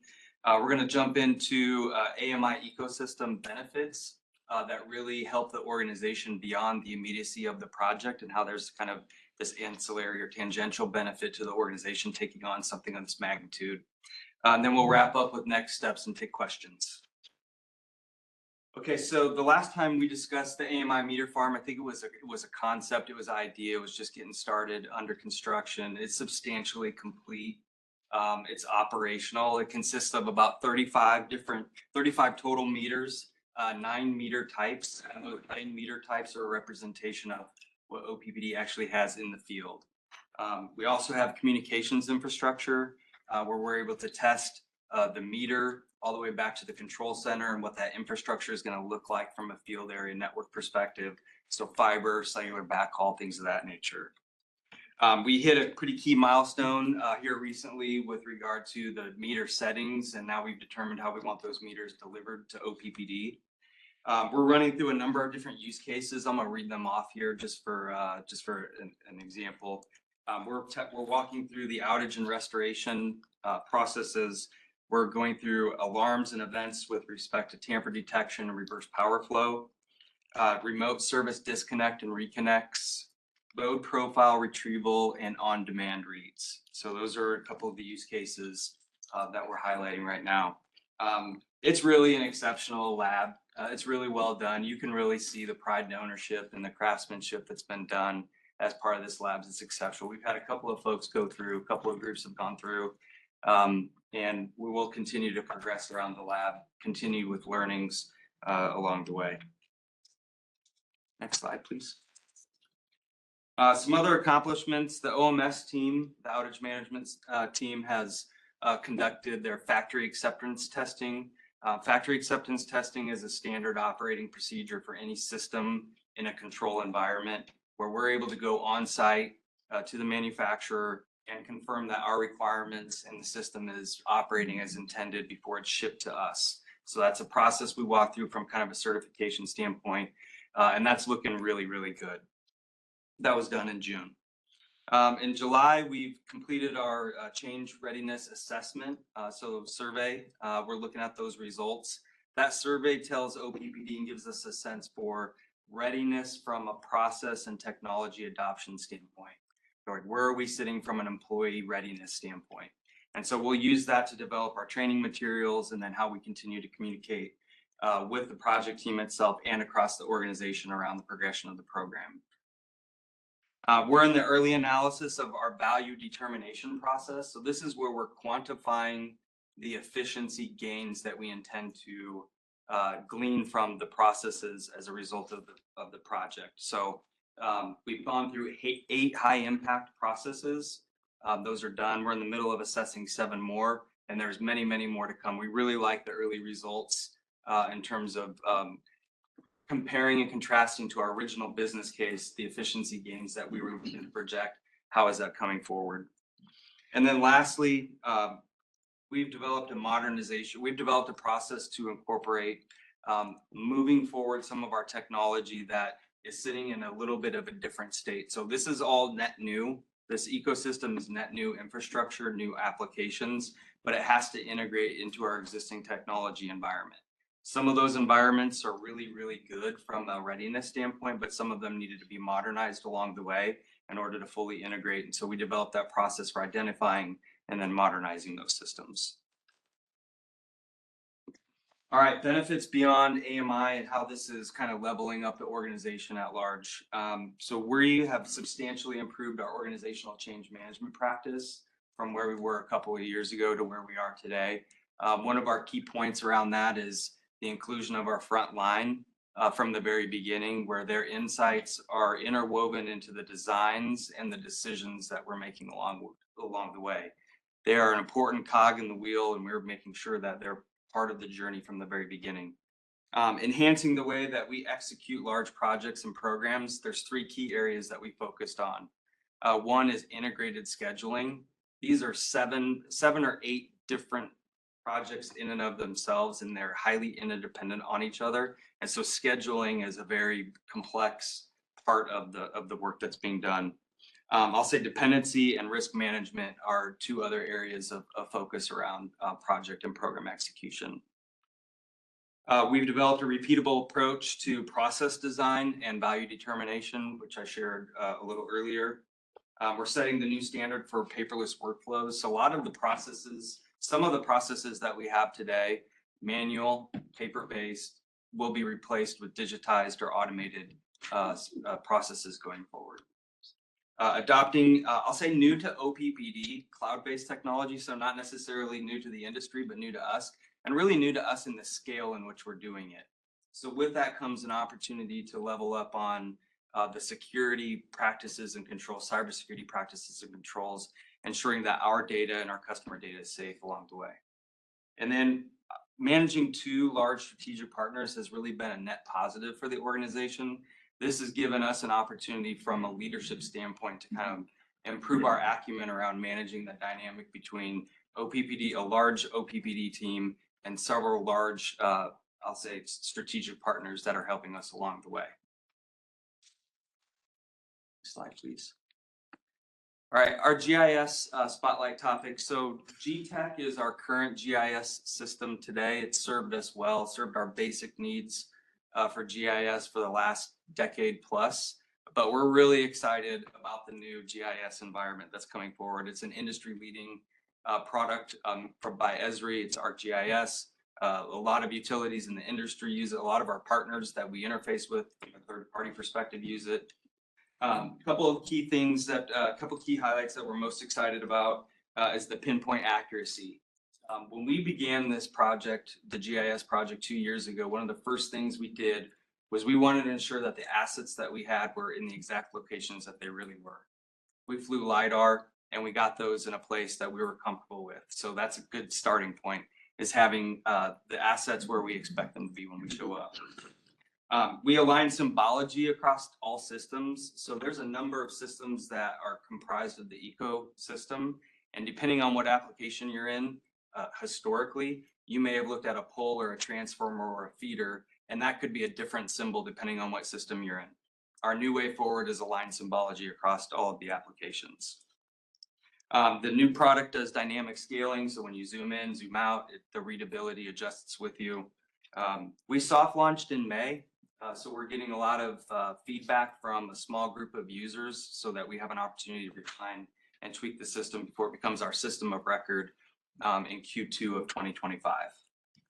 And then this is really just the beginning. GIS is a really powerful platform, and we're continuing to explore how are we going to use this, or how could we potentially use this in our transmission spaces, our substation, property, and our building spaces. And then the next slide just shows a little bit of, it gives you an illustration of kind of what it looks like. So on the left-hand side, you have GTech. It's got static labeling. It's really difficult to read. You zoom in, zoom out, that all stays the same. This is going to be a great enhancement for our field crews. It's on the right-hand side, you can see the same graphic with same information.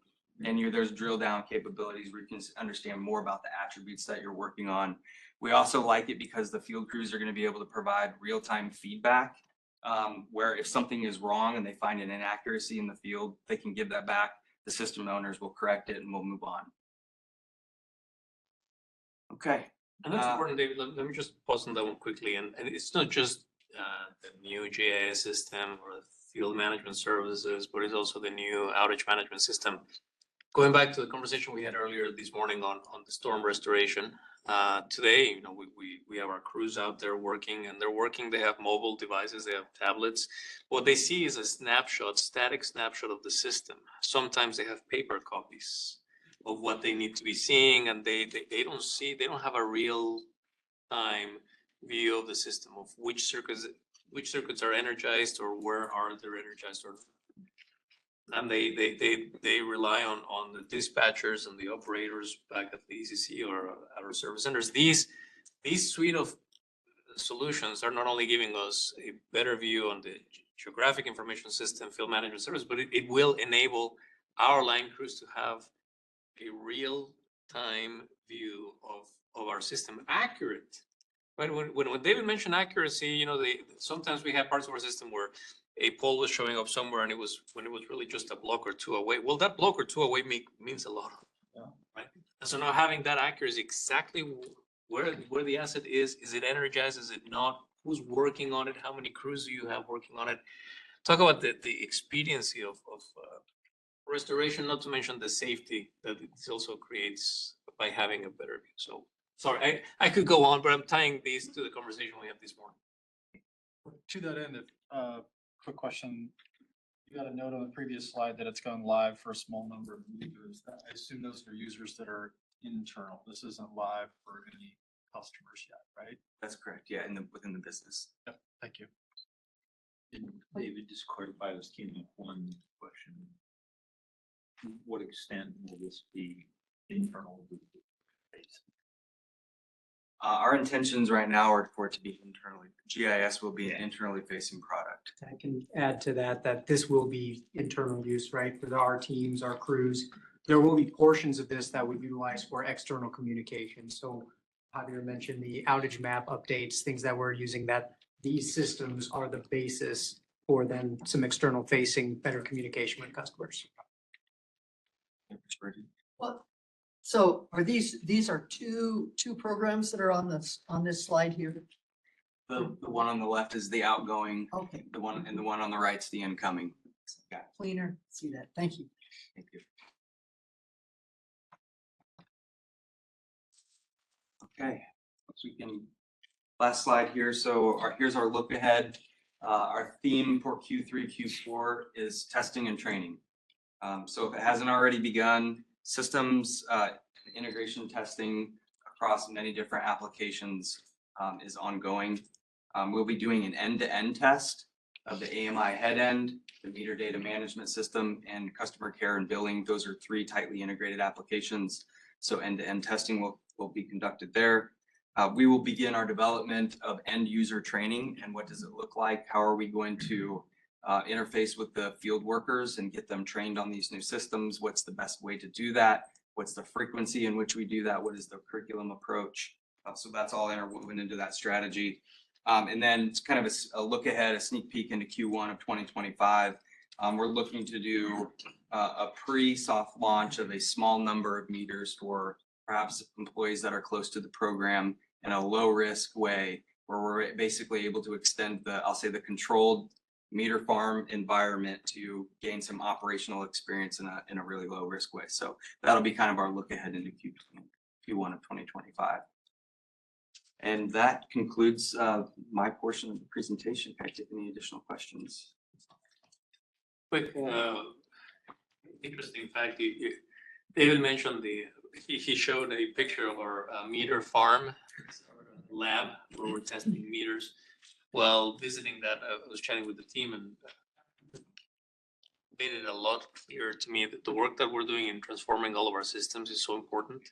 Today, we collect, with the current meters we have, ping our meters twice, 3 times a month, 400,000 meters. We collect about 1.2, 1.5 million strings of data a month. We use mostly just for billing purposes. That 1.5 million strings of data per month is likely going to turn into 3 to 4 billion strings of data per month once this is deployed. So it's having the right geographic information system with field management services, with outage management, making sure that you have all the background ready to welcome all of this massive amount of data is incredibly important. That's why it's taken us long, right? It wasn't just about switching meters, it's getting all of these really built up to modernize our system. And I'm thrilled to see the progress, and thank you, David, for Data analysts, data analysts, data science, AI. Thank you. Any colleagues, any questions before he steps away? I think you're good. Just want to make sure. Quarterly updates, is that what we do? Or when's the next time we expect to hear a status update? Feels about the right We have been news, but I think they've been mostly driven by getting milestones. I think they're on a quarterly cadence. The last time we were May, I believe, is the last update. Yep. Okay, great. I wanted to add, I'm being Brad now. I'm Brad's counterpart, David's Aaron's counterpart. I just wanted to add, David, thank you for the presentation. And the amount of collaboration and work that it takes to do this, to the point that Javier's making, it's many, many systems. And it's not just those systems within that ecosystem. There are then those supporting systems that have to provide their level of support and understanding of what's going on in this ecosystem. So this is a highly integrated environment that's requiring a big lift across many different areas. David's leading the digital transformation. There are other groups within the technology space that are being lifted up in this and doing a lot of work in support of this effort. So it's a fantastic example of kind of lifting a whole technology base to the next level to be able to do what we're talking about. And I just want to express great thanks for all the work that's being done by so many people. Thank you, Kenny. And thank you. I think you're good. Thank you. Okay, we, back to our agenda. We are now, I lost it too. Clear? Chair report. Thank you, Sarah. So you would imagine that I have a chair report because we met 3 times since June. So July 15th was only SD7. If you go to the next one, Aaron, I believe it's going to be July 26th was also an only SD7. So let's jump ahead to July 31st. Also included an SD7 discussion. So let me provide you all just a really quick update here. And Systems Committee, apologize if this is repetitive. You've been along for the ride, so you know kind of where we're at. We naturally left June with sort of a red line version as a starting point. We've taken the better part of the last 2 months to really kind of deconstruct it and build it back. So Scott did a wonderful job at our July 16th, I think-ish meeting of actually starting from the standpoint of what are the outcomes that we're looking for here as a board. So we really wanted to step back and really focus on outcomes. And then over the course of the next several months and several meetings, we eventually worked our way towards what I think is a draft version that is about 95% complete. So there are a few moving parts, and I'm not going to go through them all today. My intention actually was to be ready to have something for you all today. The storm happened, so we just kind of stopped everything and decided that we would delay it a month. I said 95%. The other fun thing about this meeting is, you note the date. We were about the majority of the way through the meeting, and with about 15 minutes left to go, sirens went off in this building. Interestingly, all 4 board members were on location in Colorado, Wisconsin, and elsewhere. So the people here went to gain shelter. We stayed on and finished our conversation because we were safe, and continued to talk about SD7 in particular. And so we reached a point where I think we're pretty close to what the committee is comfortable with, but I need to like take it from 95%, and we need to have a conversation to get to 100% comfort level with SD7. There will be implications for other committees. So in other words, we identified some things that are currently in SD7 that we think make more sense in other SDs. So again, that's part of what I want to talk to some of you about is the moving parts of all of this. So again, we will have time, and I intend to connect with those of you that are not on the in the SMNO committee to talk through all of these things. And I wanted to make sure that that happens before we show anything to the public. So there's a little bit of work left to be done, but we're in a good spot. I'm happy with the discussions that have taken place. It's been extraordinarily productive from my standpoint for us as board members to get a really good, vivid sense for what's in front of us for the next 20 years. And that's really shaped how we're thinking about this strategic directive, and in particular, the interim metric that we've got planned for. So that's your update for now. We'll talk more about it in the coming weeks. The only other things that I wanted to mention, we're going to talk about. So we've hit Southwest Pool Power update. we're gonna talk about transmission project a little bit later. The committee did get kind of a zoomed out view of all of the transmission projects that we've got in front of us over the next several months. The one thing that I'll note for the rest of the board is that there are a couple upcoming public meetings that I think maybe might be on your schedules, or at least you want to pay attention to, because these, and there are 3 board members whose transmission upgrade projects are in their territories. Grabbing my notes, apologies. So local leader meetings on the 18th of September and a public open house on the 24th of September. And I don't know if those dates have changed. I'm kind of looking to Lisa a little bit. Those are still okay. Those are still good right now. So those are locked in. Eric, Amanda and I have the districts where these transmission projects are going to be taking place. So it may not be as important to you if you're not in the district necessarily, but I know that the 3 of us are certainly interested. And I'll speak from my own personal experience, having gone through one of these recently. Engaging in the process early on is a really valuable exercise to start to hear people's concerns right at the outset. So I appreciated the fact that these projects were brought to us well in advance of when they're likely to occur, so we can start to understand what's going on. Do you think in light of the recent storm that people will be more understanding about why we have to take out trees and have access right of ways and all of that? Certainly. I think that, Yep. It seems to me that would change my perspective if. Yep. Yeah. I may add one perspective of, I guess, don't assume, right? I mean, people love The their trees are trees. yeah, I get And it. that's where we want to go in, and Director Moody said it best. We've had a lot of lessons learned here. So we're trying to engage earlier. We're trying to have a more robust conversation and allow that time for people to understand that process more. Yeah, so it is, we do get a little bit of that positive sentiment, but there's still going to be the entrenched opposition. I think that's exactly right. Okay, the last thing that I'll mention, and this was talked about in finance, but I'll maybe note it here, and might Javier ask you if there's anything that's changed. But number 5, the new generation project update, that was really the committee getting an update on the conversations with Zachary with respect to the 2 big projects that we've got. They were, I think as all of you know, they're nearing completion, upwards of 90% complete. And so that was the committee just getting an update on where they're at, the status of the discussions. I know that there were meetings that were happening immediately after. I don't know if you have an update or if it's. I do, and the update is we're still working. It's public knowledge. That company filed for bankruptcy, Chapter 11 bankruptcy, and we have projects in the U.S. internationally, and of course we have these 2 very important projects: Standing Bear Lake Station, Turtle Creek Station. We are at the very end of completion. We're now looking at commissioning.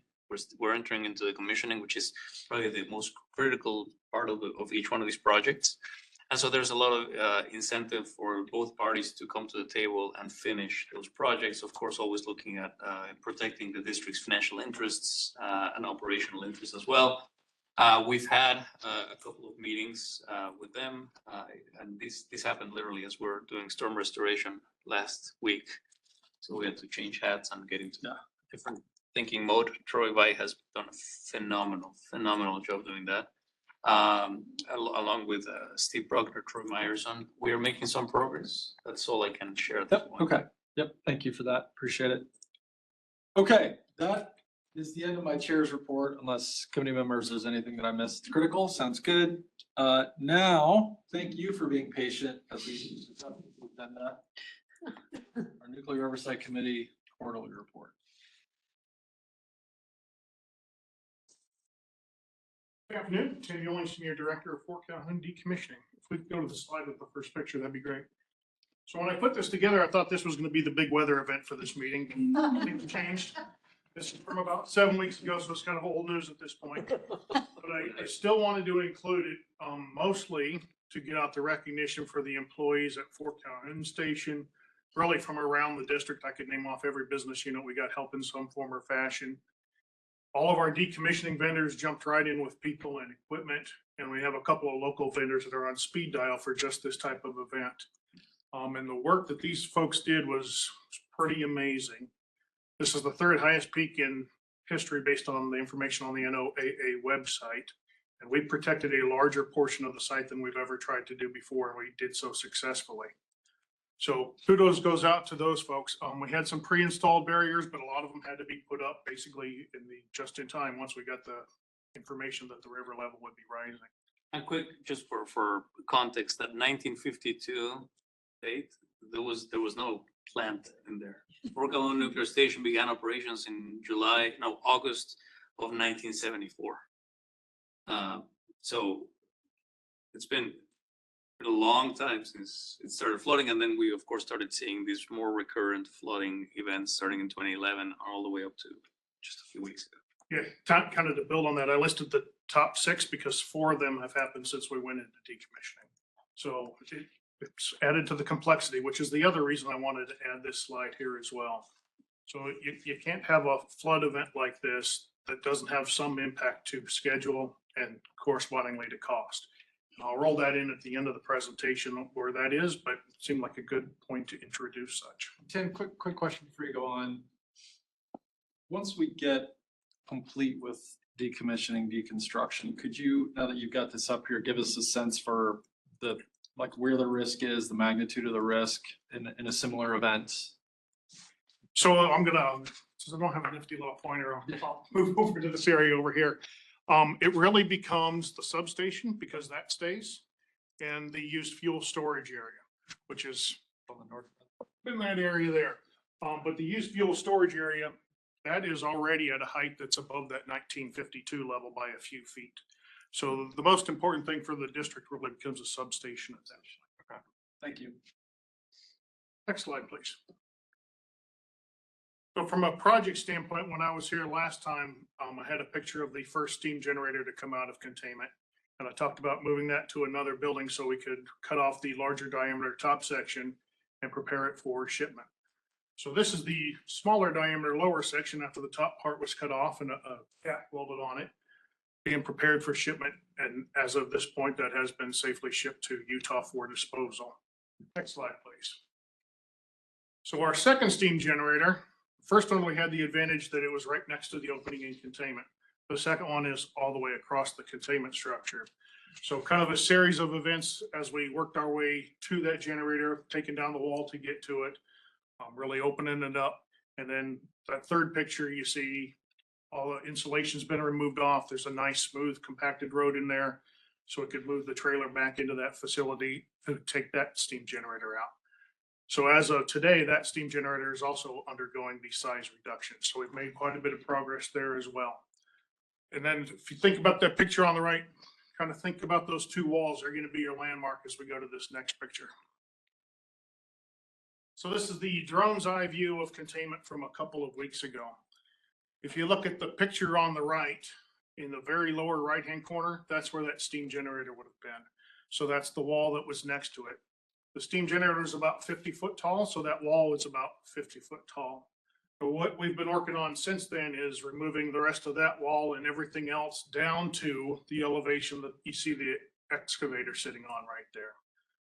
That work is going really well. We're ahead of schedule with that particular portion of the work. Once we get everything down to that level, then we start digging down. So a lot of the concrete from above, as you rubbleize it, it fell into the bottom, which is what we wanted because that became our working platform. So not only do we have to dig out all the rubble from the upper portion, we have to remove all the structures from the lower portion. So from the excavator down is about 20 to 25 feet. Our intent is that by the end of the year, might not have everything out, but we'll be 90+% done with the inside of containment by the end of this year. And all that material is being shipped to Utah as well.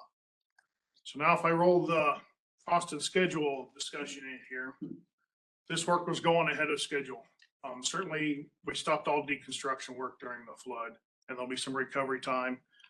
The work inside containment not impacted so much as you might imagine the work outside containment with all the rain and the high groundwater levels. What that's had the effect of doing is moving the work that's outside of containment to become co-critical path with the work that's inside of containment. So still on track to be substantially complete by the third quarter of 2026, but it's added to the level of complexity to get there because we're now managing 2 large scopes of work in a co-critical path standpoint. So when you think about resource of equipment and people and what work you're gonna do when, that just made that a little more complicated. From a cost standpoint, still on track to finish within our original budget. But with the cost of the flood and the recovery time, that makes that more challenging as well.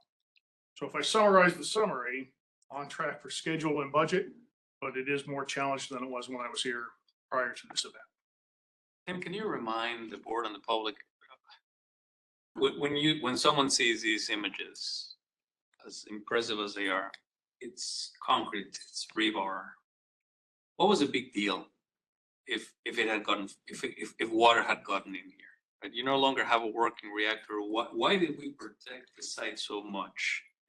What were we protecting? So really, I'll say three big reasons. First one is a substation. And not only do we protect outside of the substation, the whole site, but we did backup barriers within substation with our utility ops partners. If we speak specifically to the decommissioning project, schedule becomes a big one because if you wet all the lands and you wet this material, then you have to get it dried out. And the third one is the radiological aspect. This is radiological material. We need to make sure that that is still protected, that that material didn't get wet and we didn't have an uncontrolled release of that material. Thank you. Any other questions?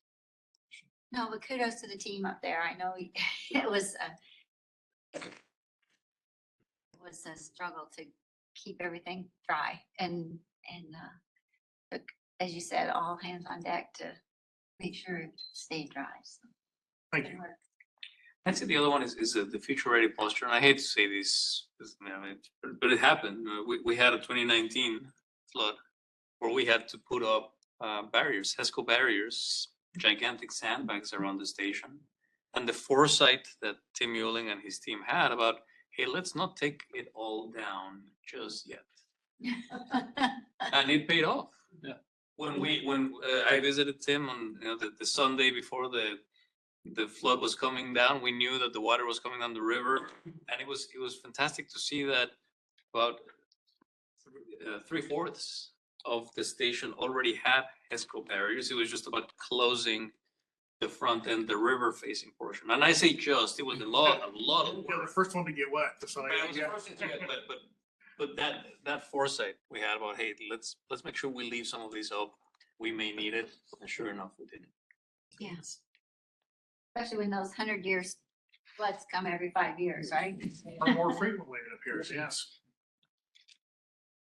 Thank you, Tim. Good work. Much appreciated. Okay, last item, I believe, on our agenda is transmission construction. We have Shane Hansen. I'll introduce him. Troy Bai is taking a much needed and much deserved vacation. So he has me to introduce Shane Hansen, who's going to present these. You've been here a few times already on the podium, so. Yeah, you've seen me a few times today. I'm glad to be able to start and maybe end the presentations for you all today. So this is our I guess, core work that we're getting back into. So basically twice a year, we do issue large contracts for the transmission construction that we're doing around the district. So today we are here asking the board of directors to authorize award of a contract for the construction services regarding some transmission modifications. So the projects included here are relocation of an existing 161 kV, 161,000 volt transmission line for a road widening project in southwest Omaha, replacing 69 kV and 345 kV structures that are at the end of their useful life, and the installation of some airflow spoilers on some of our rural transmission lines that reduce icing concerns. Overall, we received 6 proposals, 5 of which were legally responsive, and of those 5, 3 remained to be technically responsive. So based on the evaluation from the team, the proposal from Watts Electric Company was evaluated as the lowest and best bid. And ultimately, the team is recommending Watts for award here today. Any questions? We've seen this name before. Yep, Watts is a local, they're based in Waverly, Nebraska. They've done a lot of work and good work for us throughout the years. Very good. Thank you, sir. Appreciate it. Okay, we're good, Director Williams. Thank you. Sure. No, but we're gonna move on. Other business, confirmation of board meeting agenda. On screen here. There we go. Do any directors have any comments about board meeting agenda? Everything's listed as consent right now. Scott Post, do you have any comments about board meeting agenda for us? Yes, Director Williams has asked that he's indicated that the board is very interested in passing a resolution of appreciating the employees and mutual aid crew in light of the work recovered in this historic outage. So the intention would be to add that. And Great. And yeah, we don't have that right now. It will be ready by Thursday. We'll expect that to be on the discussion action items. So board members can comment if you'd like. So that will be on there for Thursday as well. Okay. No other comments moving forward. Board work plan. Do any of the committees have any updates to the board work plan that we see in small font on the screen? You can see bigger on your screens. I could add, if you don't mind, Director Molhoff, I know that we were talking on behalf of Director Bogner for this, but if you look, there's a second one up from the bottom, which is the CEO Emergency Succession Plan. That one has been added. It is part of the committee's charter work and in relation to other work that they've done, but just wanted to make sure that that individuals saw that that was added. And the other change that has been made was with regards to the audit committee, which is the third one down at the top. That one is on track. Work has started on that and anticipation of bringing something forward, I believe, by October, November timeframe to the board. That's correct. Anything else? All good? We did change, we made the change at the bottom one. SD7 used to have a finish date of September.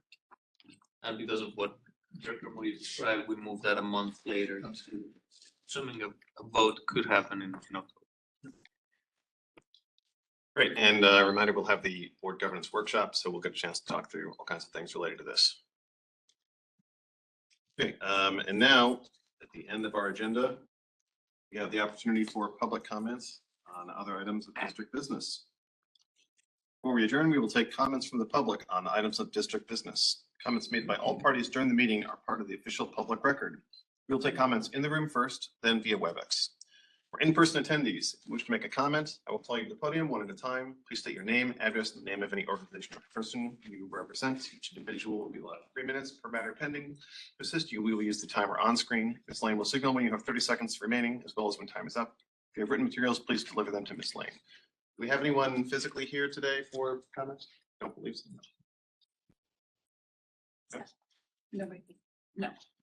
Great. Thank you for verifying. For WebEx attendees, if you wish to make a comment, please send the meeting host a message using the chat feature or utilize the hand raise feature.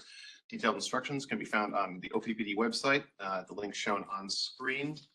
When I call on a member of the public to speak, please affirm that we can hear you before commencing your comments. Please state your name, address, the name of any organization or person you represent.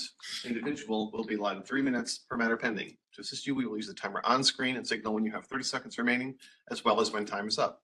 If you have written materials, please email them to corporatesecretary@oppd.com. They will be received on our behalf. For all attendees, please direct your comments to me. I will either respond to you directly or defer response to another board member or officer of the district. The board values and welcomes civil, respectful, clear, and concise communication from the public. During public comments, speakers should refrain from repetitious, profane, or irrelevant comments. Speakers shall refrain from pulling the board, as such vote is not on the agenda and is prohibited by law. Ms. Lane, do we have any members of the public who would like to comment on items of district business online? David Corbin.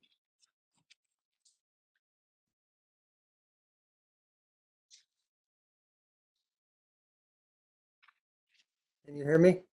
Yes, we can. Please go ahead. Okay, David Corbin, 1002 North 49th Street, representing the Nebraska Sierra Club. First, I appreciate OPPD's response to the recent major storm.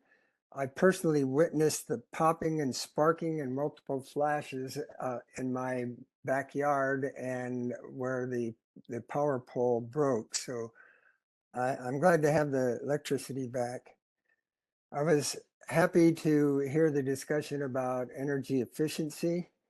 And then I'm hoping that we'll get an update on, it's my understanding that the interviews are going on for the Environmental Justice Program Coordinator. That relates to another comment that I'll make in just a few seconds. But I'm also wondering whether OPPD was at the Region 7 EPA meeting at Douglas County Health Department, where they were talking about how to access EPA funds. I tried to get in, but they said it was full. We're looking forward, the North Omaha Ad Hoc Group, to meeting with President and CEO Fernandez this month. And then I want to just say, I know that you put off SD7 to a later time because of all that happened. But environmental justice tied into your environmental justice program coordinator, and the fact that the IRA money and the $307 million state climate action plan, the $62 million solar for all, and whatever it is that Omaha might get for their climate action plan, has 40% of that being for underserved communities related to environmental justice. So I'm hoping that you will talk about how you're accessing that money. I know that the state money could apply more to the outside of the Omaha area, but there's an unprecedented amount of money already available and probably more to come. And environmental justice should be a major part of it. Thank you. Thank you. Do we have a response to attending the EPA meeting? I did not have anybody at that meeting from my team. Okay. Yep, and David, if you are there for clarification, no, we do not believe we had an attendee at that meeting, but thank you for flagging that. We will keep that in mind for the future. If I may just, unless I get a different direction from the board, we typically the only recruiting announcements we make, it's when I have a vice president, member of the executive team, officer of the district. I appreciate the interest on this particular position. It's one of 2,100 employees we have, and I would hate to put that person in a position where they haven't even began their job. So I love the interest that there is in this, and of course, Justice 40 and environmental justice is very, very important for us for many reasons. Not excluding the monetary reasons. There are many dollars tied to these, and I think Dr. Corbin, you mentioned that very well. So that's one of the main reasons why we are bringing help. We're hiring people to help us access those funds. But I would just share with the board, unless you direct me otherwise, I'd rather not discuss the specific hiring or who's applying or who we hire. I mean, that's. Yeah. Thank you. Yep, no problem. And I'm sure when they are ready for public engagement, members of the public You will will be see at that time. Yeah, you will get to meet the person. Sounds good. Ms. Lane, do we have any other public comments online? David Bakley.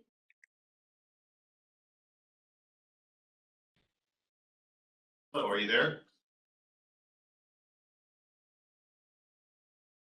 He's unmuted. Mr. Begley, you should be unmuted.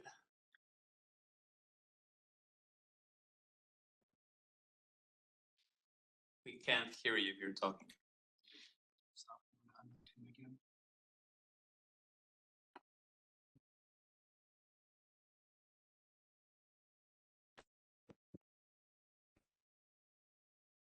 There's a request for public comment or just a public attendee who's there. Did he raise his hand or send a message?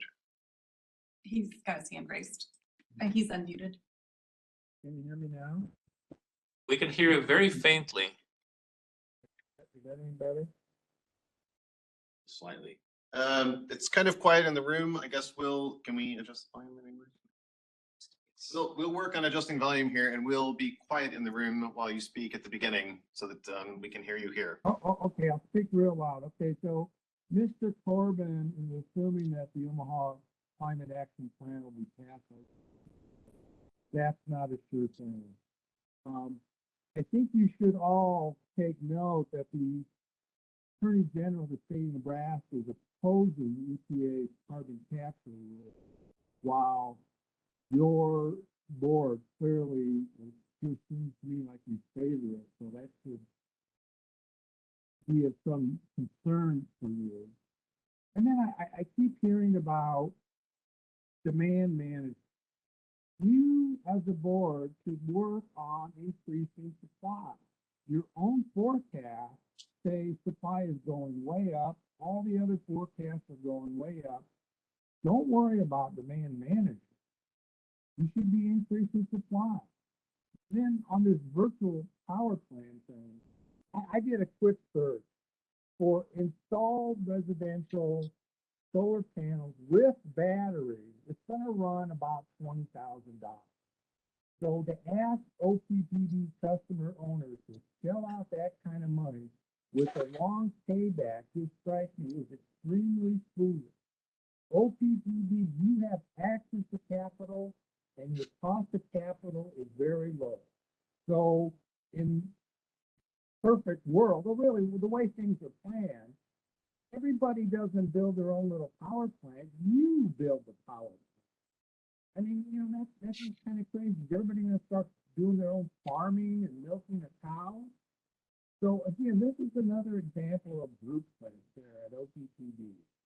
And as I told Director Craig Moody on August 6th, groupthink is a bad, bad thing, and you've got to get out of this groupthink mentality. Everybody thinking the same.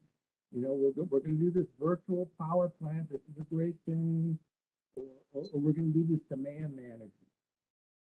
That's all I have. I look forward to seeing you on Thursday.